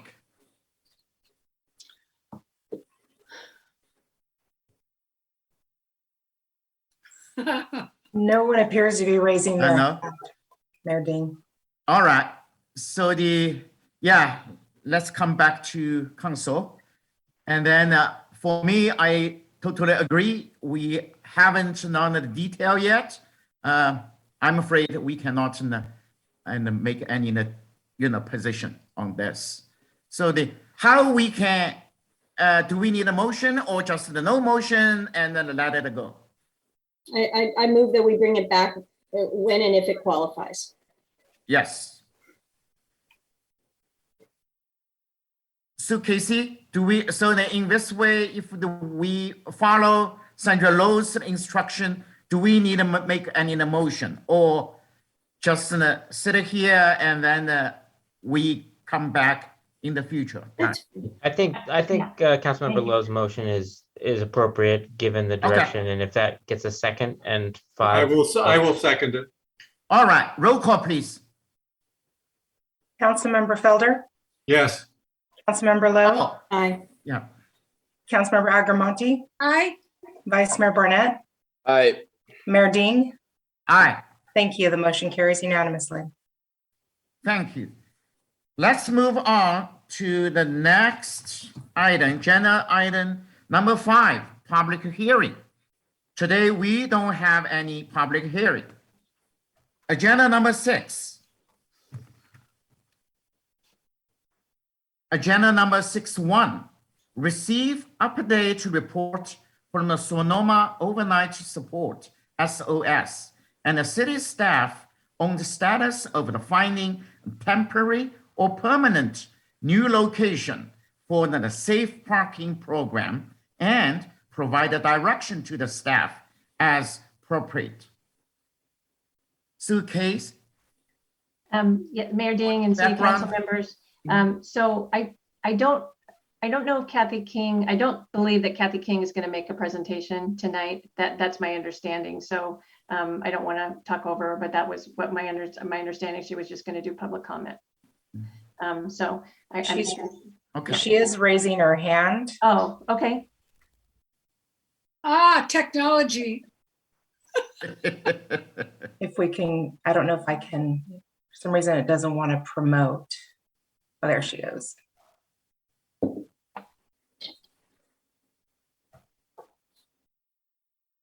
Can you, can I Hi. make I was going to make a statement. Hello? Yes, just take the update.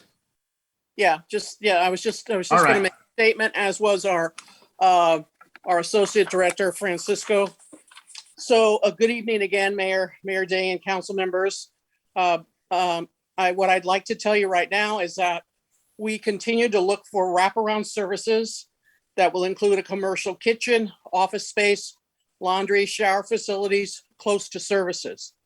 We're also working for solutions to make the parking lot safe for all. We have a meeting with the Field of Dreams Volunteer Board on February 25th to look into security concerns. I've also been in touch with the Commander Vaughn of the Vets Hall, and she is going to offer help for veterans for hotel vouchers in the future. To set the record straight, the report that I did read from the city staff is that the Haven is not used only for laundry and services, but that is not the case. There are 5 different staff people that use the office there. Case manager has her meetings there, administrative assistant, bookkeeper, associate director, and the Haven's manager is there to do the oversight with the safe parking, laundry, and showers. All of that functions out of that building. Also, our paper items for food program, donations such as 1,000 socks from Bombast, hygiene kits are all at the Haven. As you know, our food program serves 250 meals a day, and we have no storage at the Springs Hall. So we need to move the non-perishable items from the Haven into the Springs Hall. The Haven also has an emergency bedroom for women and children, and if need be, we will put people up in emergency short-term hotels. There are currently 8 cars in the parking lot with 9 people. I expect once the winter shelter is closed, that we will have more people on the wait list for the parking lot. I'd also like to introduce Francisco Kilgore, who's going to make a statement, and then I'll answer any questions you might have. Thank you. Thank you, Ms. King.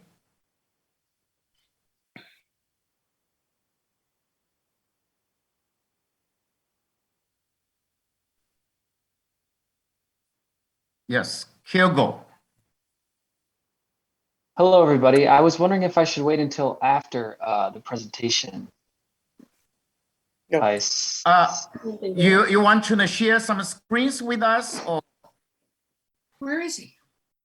I'm right here. we can Sorry. see your. Hello. Oh, yeah, here we go. I was wondering if I should wait until after Susan gave her presentation, or if I should go before it doesn't. I want to suggest that, yeah, you can do that right now. We just Okay. If any questions later, you can also answer our questions. Great. All right. Hello, everybody. Hello, good evening, council members. My name is Francisco. I'm the Associate Director of SOS.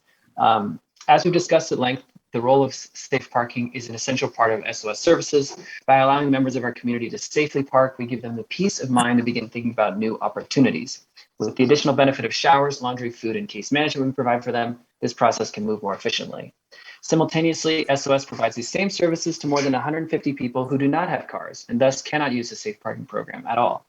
At the moment, many of these services are located at Springs Hall on Highway 12, while the remainder are at the Haven, which functions not only as a center for showers and laundry, but as an important office, as Kathy mentioned, and storage space for at least 5 employees who frequently work there. Though we recognize the challenge of sharing the city's public parking lot with additional groups, the city's staff report, which is in the agenda today, highlights the infeasibility of moving the Haven to its current location due to budget constraints. SOS continues to evaluate our current needs and recognizes that the ideal footprint would be to unify all SOS operations under one roof, to have emergency shelter rooms, safe parking, food program, case management, and other wraparound services, all in a centralized location. None of the places in which we are now meet that need. We have already looked at 10 possible locations and require active assistance from the city to find a suitable property. We need the city to search for property on SOS's behalf that would fulfill these requirements. I don't think it would be productive to find a temporary solution. This will only prolong the process and potentially exacerbate current conflicts. I should reiterate that without SOS oversight, the Field of Dreams parking lot will continue to be a public parking lot where anyone can legally park for 72 hours at a time. The question of how we Sonomans share that space will continue to be something we need to think about. Also, further splintering SOS's footprint will break the delicate trust we have with our clients and with the community at large. In the meantime, we are more than open to innovative solutions and to communication with members of the community. SOS is actively seeking additional ways to work more closely with our current neighbors and to help. I'd like to end my statement with a personal story, which is that I grew up in Sonoma, but until 3 years ago, I barely had an idea that we had homeless individuals around. When I walked into SOS as a volunteer 2 years ago for the first time, I remember feeling a sense of fear bubble up, based only on popular conceptions of what homelessness is and false ideas of who make up the unhoused population. Over the next 4 months that I worked at the Haven serving food, washing dishes, and eating lunch with everybody, that fear slowly faded away, replaced instead with knowledge and compassion. I can still remember those people I once faced with trepidation, and now I know their names, and we sometimes can share laughs. Of course, people are unpredictable. Everyone is. But on a community scale, I'm hoping to build a greater sense of empathy by connecting with everyone's stories, by identifying the humanness in one another, to search for collaboration and partnership instead of fear. I hope that a community like Sonoma, known for its small town kindness and neighborly atmosphere, can find a solution that builds more trust and partnership rather than fear and division. Thank you. Thank you so much. Thank you. Before we start to discuss, I would like to make a minor statement by the law. I am City Council of the Sonoma City. Also, I'm a board member of SOS. According to the letter sent from the state FPPC to our city manager, Jeff Water, April 2011. Council member Dean has no any financial interest conflict with the SOS. So I'm allowed to discuss and make the decision and the vote for any issues related between the city and SOS. Thank you. So any more comments and questions? Right now it's the time.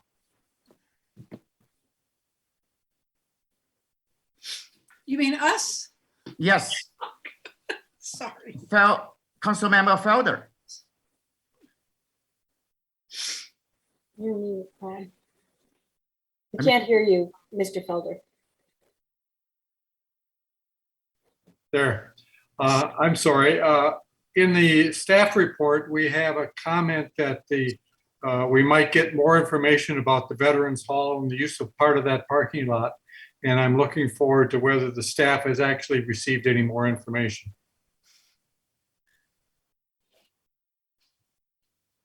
Councilmember Felder, this staff report was, I have to say that I'm not as up to date on this staff report. I have not received any information regarding if that we've gotten more information from the veterans. I apologize for that, but been sort of a turmoil the last couple of days, and I just haven't really had a chance. I mean, I can I was going to just really kind of, review the staff report and, just kind of reiterate the information in the staff report. But I think you can all read that. I did want to thank Francisco and Kathy for their presentations. And as far as I know, we have not been contacted back by the veterans. They did, the city manager did reach out to HAS, which is, that stands for Homeless Action Sonoma, and just asking if there was any space on their property to actually relocate the Haven and the safe parking. And at this time, they said that there was not at this time, but they are applying to the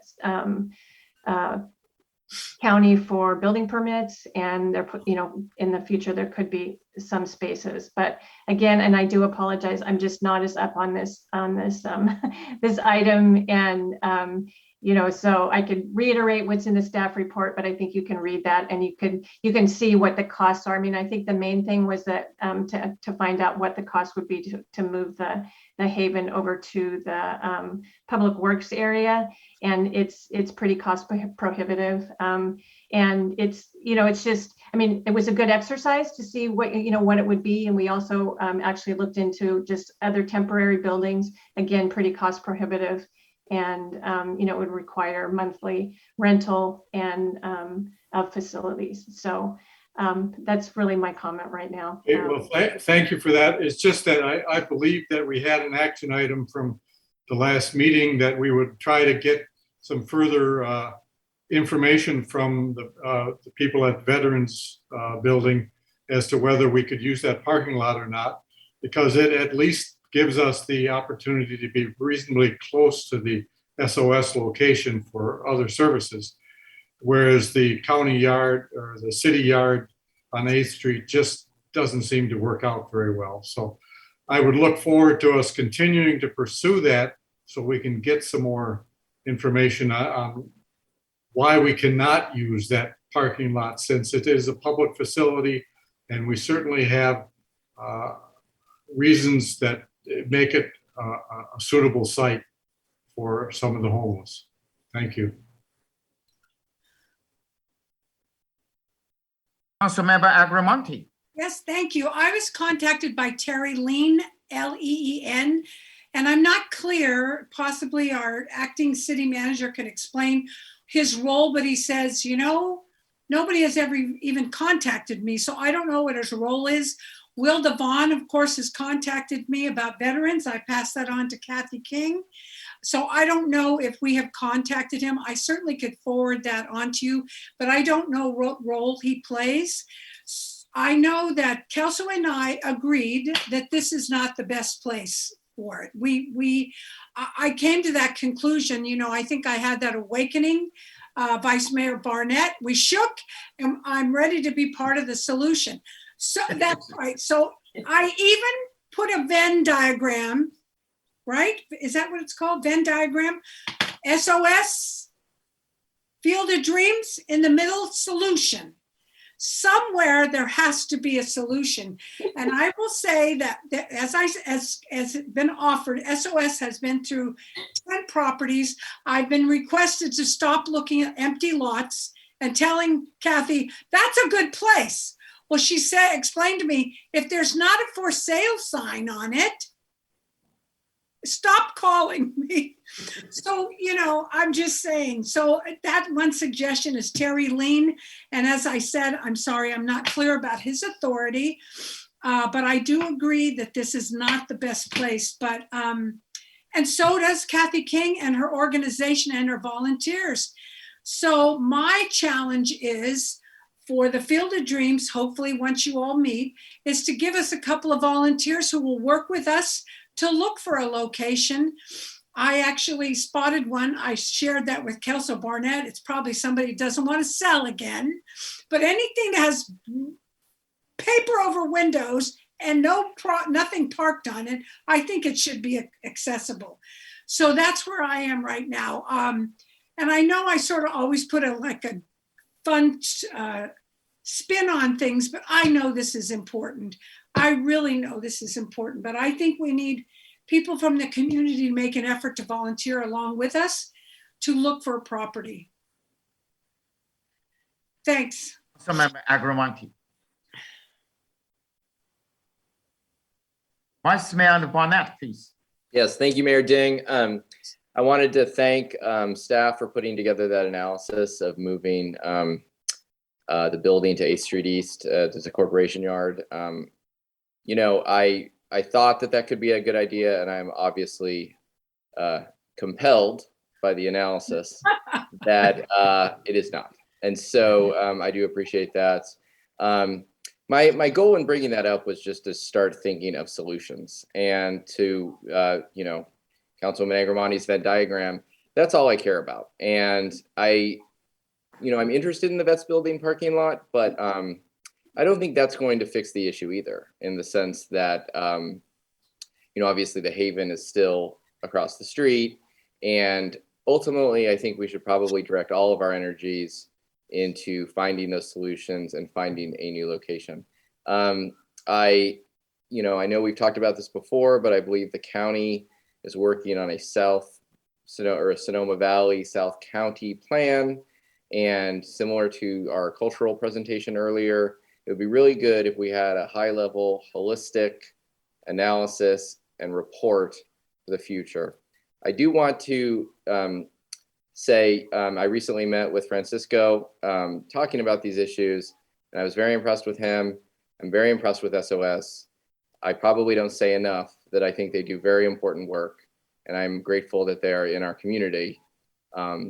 When I talk about solution, I just think that this town, as Councilwoman Agramonte said, we have so many good people in this town of goodwill, and I feel like together we can figure this out. And so I appreciate these updates, because it just continues the momentum to figure this out. Because once we keep talking about it, stop talking about it, in my view, it sort of falls by the wayside. And so, I again appreciate the update. I want to continue working on this. And as I said at the last meeting, we still have to figure out exactly how our city staff can help facilitate and perhaps even take the lead. I believe, even Judith Walsh on your board mentioned that last time, and I think we do need to do more. And so this is a process, but hopefully it will end up with a positive, solution for everyone. So thank you.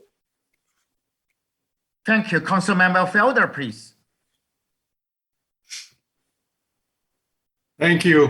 I just want to reiterate, I don't believe that the veterans parking lot is an ideal solution or a permanent solution, but we are now approaching in a month and a half the deadline to find some way to move the safe parking off of the lot next to the Field of Dreams.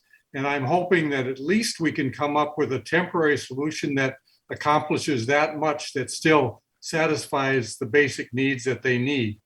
And then we can continue to work on a more permanent solution. But if we continue to just put it off until we find the ideal solution somewhere, we're going to blow by April 1st very quickly and be in the same position where we're going to extend and extend and extend and never get anywhere. So I'm looking for the veterans as maybe a temporary solution to get us off the dime and to get us started on a path to success. Thank you so much, Councilmember Felder.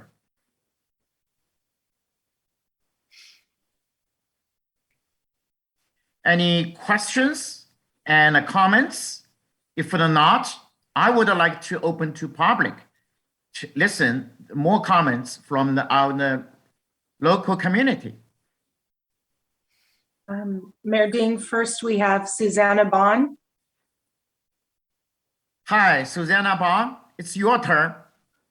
Hi there. Good evening, Council. Thank you for taking my comments. I'm a volunteer with SOS. I weekly work at the Springs Community Hall serving our clients breakfast and lunch. I'm also a board member of SOS, and I am here to just add a few words to comments that have already been made by Kathy and Francisco, and also echo some of the written comments that were submitted by Fred Alabach that I believe you have in your packet. And I'm encouraged to hear that the council does not feel that moving the Haven and the safe parking program out to 8th Street East is a very good idea, because I do believe if that were the case, many of our clients would actually not use the services there and would be parking in town or in neighborhoods. So I think it's a good step to take that option off the table. I do think that we're headed in the right direction when we talk about finding a central location that can offer services from showers and laundry to food to sleeping. And it's going to be a struggle to find in this town the location that can be either purchased and rehabilitated in the correct location. But I'm grateful that that is one of the goals of the combined efforts of SOS and the City Council. So I hope that we have the forcefulness to keep moving in that direction. I just also wanted to make a quick point that occurred to me while I was listening to this meeting, and it was really wonderful to hear the conversation about culture and art and history and the wonderful environment the Valley has for businesses and tourists. But I wanted to just shine a light on the humans, the humanity that we're talking about when we speak of our safe parking and the services that the human beings who are most in need of them in this valley deserve to have. And it's just a safe place to sleep and to know where their next meal is coming from. They're things we don't think about daily, but are so central to people who are kind of living on the edge. So as we talk about the art and the culture and the history, let's also just not turn away from those. That's time, Mayor Ding. Sorry. Okay, thank you. That was my time. Thank you so much, Susanna Baum. Next. Next, we have Fred Alabach. Hi, Mr. Alabach, it's your turn. Thank you, Mayor Ding. Good evening again, members of the City Council and city staff. I'm sorry, I've got a little bit of a frog in my throat.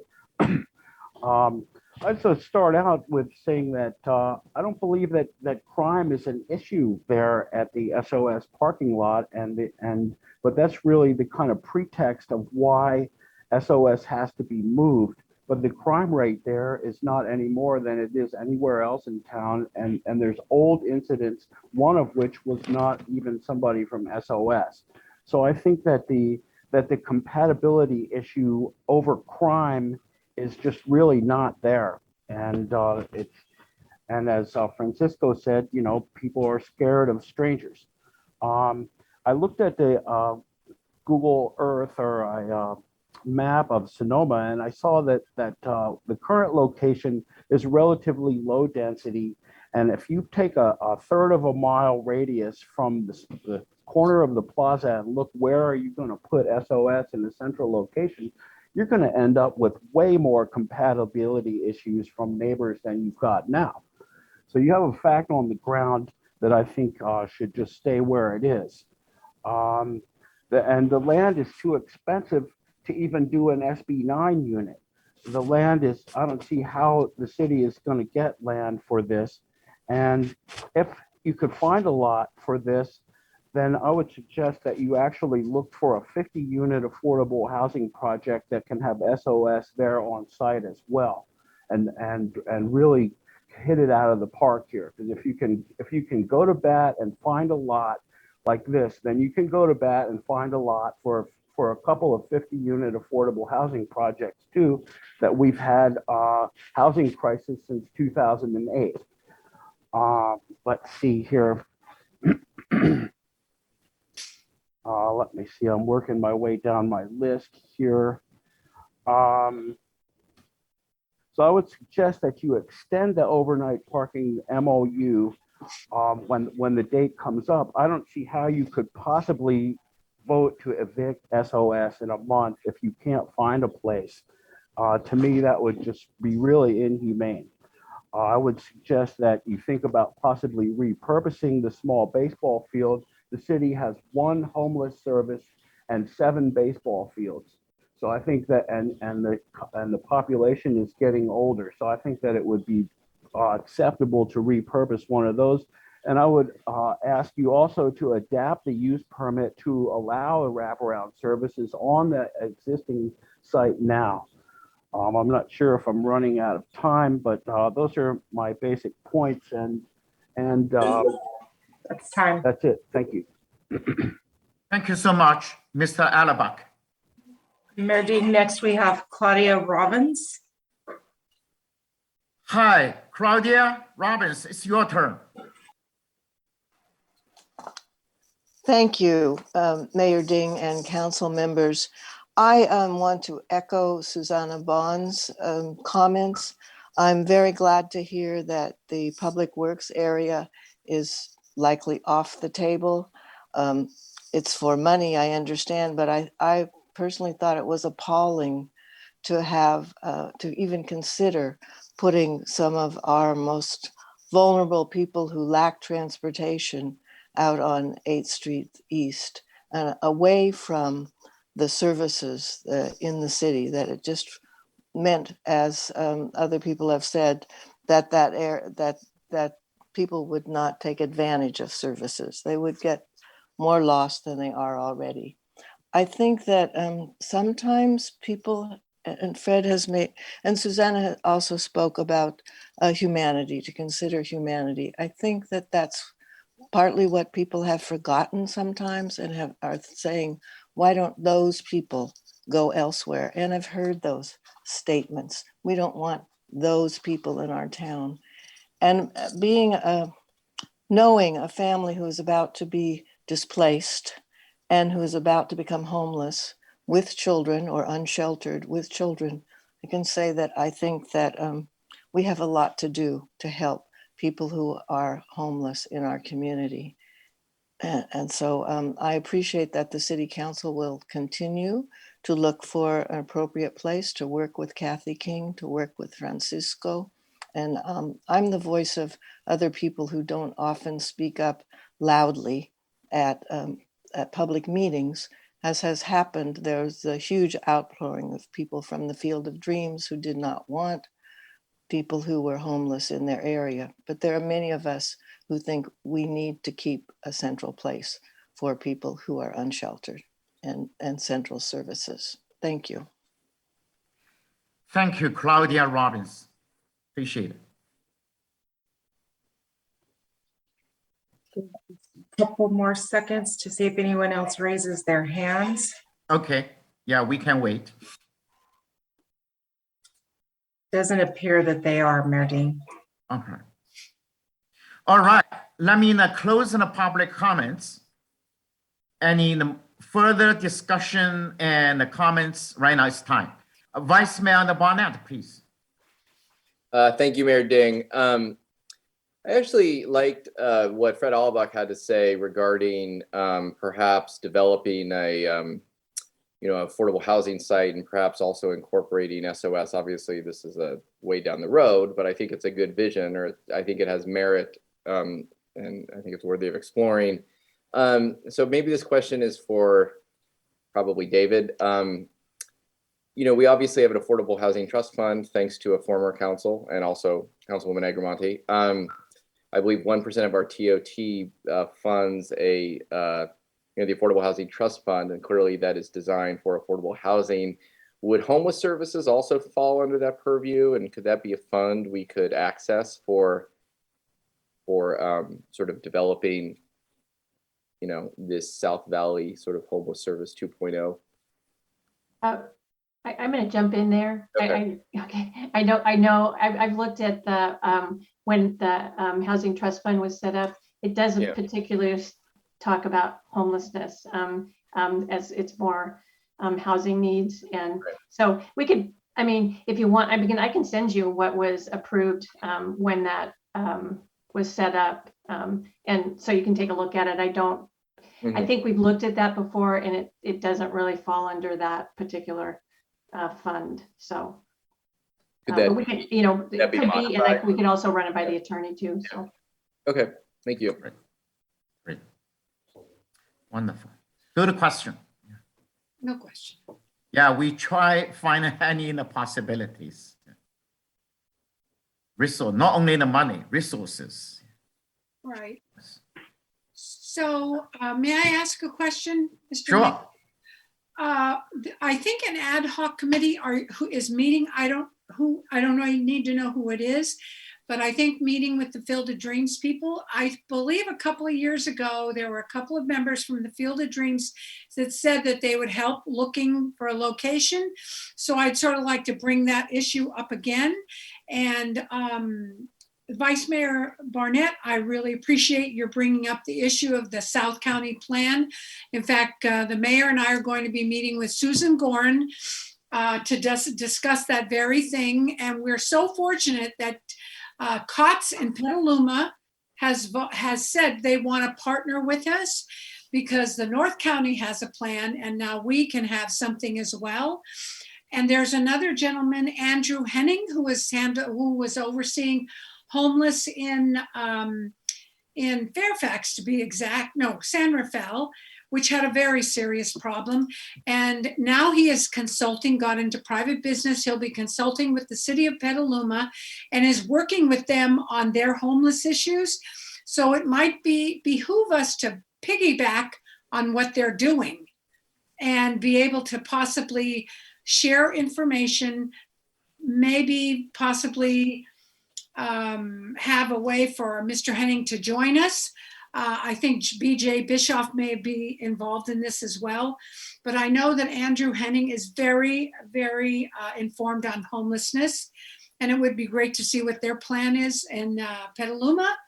And so those are just my two suggestions. I'd like to talk to everyone after we meet. And then, of course, Field of Dreams, if they would, or if anyone is out there listening, we really need your help to look for these spaces. I'm annoying everybody when I see a empty lot. I think this is perfect. So I'm sorry, and I appreciate Kelso. You and I agree. And we agree, the middle of our Venn diagram is resolution. And I really believe it's there. Thank you, Councilmember Agramonte, and thank you, Vice Mayor Barnett. Yeah, I always know if we got more information, I get more educated, the way to understand the situation, we can find more common grounds. That's the reason why I'm so happy and work everyone. And this is difficult. It's not an easy thing. And we are in a small town. Our town didn't invest a lot of the money on the homeless, to be honest. And what do we invest? We invest in our compassion, community and energy, community and generosity. That is more important than the money. Now, basically, I'm the number person. I want to tell you what a number it is. For example, I'm in the city, invested to the SOS around $30,000. Our population is 11,000. So basically, each residents in the Sonoma city contribute $2.70, just the money, of course. And the city, the property is a haven, provided to SOS for free use. That is also is wonderful. But right now, I just say the money. We look at San Francisco, 2011 and 2021 and 2022. They have the budget 1.5 billion. Based on the residents, they have the residents number is 870,000. So each resident made a contribution $850 to the homeless project.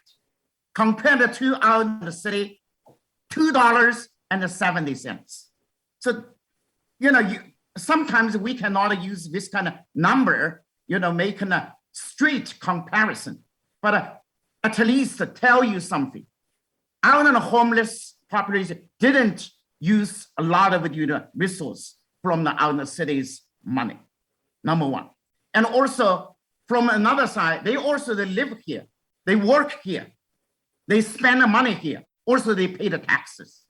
So that sometimes we needed to figure out, they are in the bad time during the lifetime.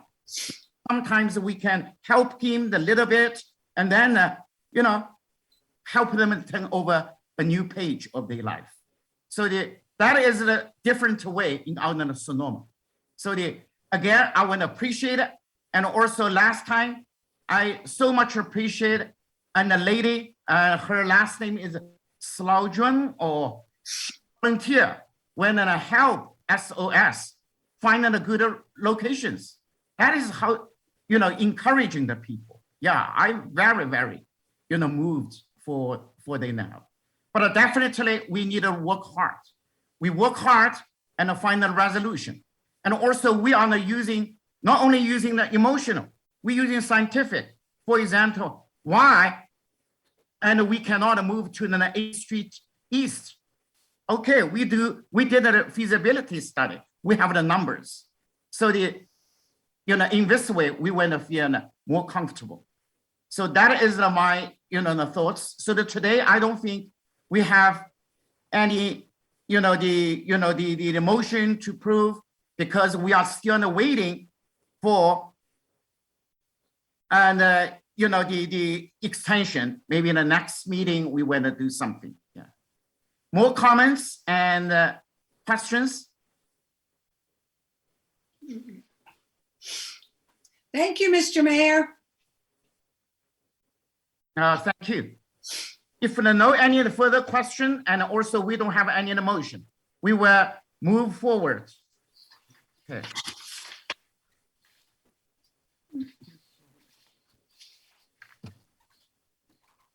Agenda number 7, council members' report and comments.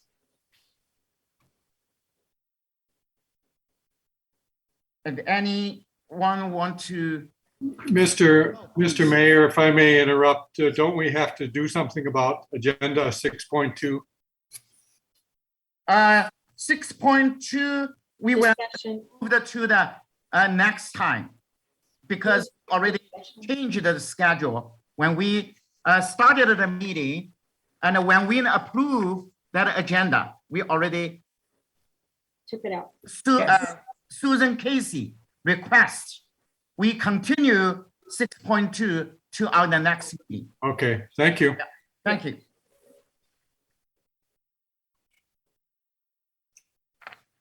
I have a report if you'd like. All right. I am on North Bay Watershed Association, which I absolutely love. And they they had a wonderful report on Highway 37, which I think is great. I will not be alive when that opens. But I want to say, for anyone that comes behind me, you are going to enjoy this, because obviously we're having a rising bay, and there are a lot of issues that really stop our economy if those things actually happen. I think the hint should have been about 4 or 5 years ago when the Sea Lion tried to make it across 37. That was a clue of what's going on. So I want to tell you that I understand that the infrastructure money is going to go to Highway 37. And the final plans I'm not aware of, but I will tell you that North Bay Watershed Association, anything that's below it, they will beautify and make it a wonderful place to visit. Thank you. Thank you, Councilmember Agramonte. Councilmember Lowe. Yes, I was able to participate with the Sonoma County Transportation Authority, and I'd like to bring back some of the things that were presented at that meeting, at a subsequent meeting. I think that there were a lot of important slides and statistics that that this council and the city really needs to look at. They they did a heat map of accidents and safety concerns, which I think, you know, in our discussions of Broadway, some of that came up, but there were some amazing statistics and some strategies that, you know, that they are recommending. But the report was very intense and long, and certainly I can't condense it in this brief report, but I'd like to share it with our acting city manager and some staff and see if they would like to somehow make it available to the whole council, because there's a lot of very important information in that. That's great. Thank you, Councilmember Lowe. I don't have any reports.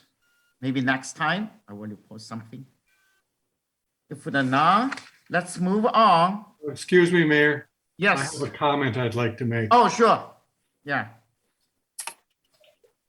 I want to affirm my support of Vice Mayor Barnett. I accept his heartfelt apology for his action of last night, and I trust his commitment to move forward from this event and to continue to serve the Sonoma community with his demonstrated dedication and talent. We need Kelso to participate in the challenging time we face in Sonoma. And I look forward to working with Kelso and the rest of this council to make Sonoma a better place. So I hope we can move forward from this thing. Thank you very much. Thank you, Councilmember Felder. I want to make a minor statement for the Council Barnett. I fully support you. Our community needs you, and also your co-worker in City Council. Work very closely and also support you, and we can work together. Move forward. Thank you. And I would likewise like to comment. I think that for all the reasons our vice mayor shared his thoughts, he understands the severity of the issue, and he's very clear about that. And his apologies. I think that was that's wonderful. And as Councilmember Felder said, we'll just move forward, and I'm sure that Kelso will be going through the process, and I support him. Thank you. And I'll just associate myself with everyone's remarks. Well said, everyone. Wonderful. So that is sometimes I'm a little bit moved. When we discuss any issue, our council member always support each other. That is the reason why we can work so close, so yeah, as a team, so strong. I very much appreciate. If I'm missing something, and then well, do we have future agenda items? That is, yes. Agenda number 7.1, that is the community reports. Yeah, we do this one. Yeah. 7.1, committee reports already did. Mm-hmm. And updates from the council members to share this time. A list of the all appointments is available. Oh, okay. That is, yeah, nothing special. So all the committees appointments are already available. You can get access on our website. Okay, let's move on. Another agenda, agenda number 8. City manager comments and announcements. 8.1, future agenda items. So Casey, yes. Oh, no announcements right now. Yeah. Thank you. Mm-hmm. Sandra? I have a couple of future agenda items I'd like to recommend, if possible, Mayor Ding? Yes, sure. Is this good? Okay. First of all, I would like to see agendized a discussion to update the expedited permit process for electric vehicle charging stations. I have the documentation for that, and Mr. Ruderman is nodding his head. He knows what I'm talking about on that. And the other thing is the comments that earlier that were brought up regarding flavored tobacco, I think we should look at our policy and expand it to include menthol cigarettes as well. And there's no reason not to. And then considering that the referendum on flavored tobacco has qualified for the ballot, actually will be on the ballot. And I think we should take an opinion. I'd like to see us take an opinion on the referenda on flavored tobacco. So those are my three agenda items. Thank you. Thank you. Good item. And if you need a second council member to support those, I support all of those. Thank you, Mr. That's great. Yeah, also I support. Yeah. So before the adjournment, I'm sorry, Mr. Mayor, before the adjournment, I'll wait my turn, but I just wanted to remind everyone who I dedicated this evening to. And I can wait after city attorney's comments. And okay. And any more, if they're not, I do have a possible agenda in the future, maybe in the next meeting or in the April. That is the, I have the, the project proposed that is a free Wi-Fi service. Now, we already mentioned about, almost 1 year, and we have connections, we have the consulting companies, we have technologists. Hopefully in the next month, we will get together, ask them to do a presentation, how to set up the community, especially in the downtown plaza, and also never forget the Springs area. These are the two experts that is countrywide experts, very famous. They did a lot of the successful and the sites, spots in the East Bay and also in Peninsula. Yeah, so they are ready to help us. Maybe later on, I would, get together with Sue Casey and see how we can move forward, or maybe we can invite them to give us some presentation. Really let it start. Great. Yeah. So any more items? No. All right. Okay. Next, agenda number 9, city attorney comments. Thank you, Mr. Mayor. I have no report this evening. All right. And then agenda number 10, adjournment. Anybody? I wanted to mention the people I dedicated. So I dedicated. Say, right? You have something to say. Yeah, go ahead. Yeah, council member. I dedicated this evening to Len Tillum, our country lawyer. Yes. Or you would say lawyer. And Phyllis Gurney, the original influencer here in Sonoma and the Valley. We dedicated the meeting to both of these people, and I'll forward the information on how to send the letter to the family. Thank you so much. And also, Councilmember Agramonte mentioned a very important thing. So now if we dedicate to somebody, don't forget, send the address, physical address for the family. And for sure, we will send over out in the form of the paperwork. Thank you, Mr. Mayor. Yeah. All right, so it's time for us to close the meeting. I will say we adjourn the meeting. Good night, everyone. Good night. Good night. Good night. Thank you. Good night, all. Good night.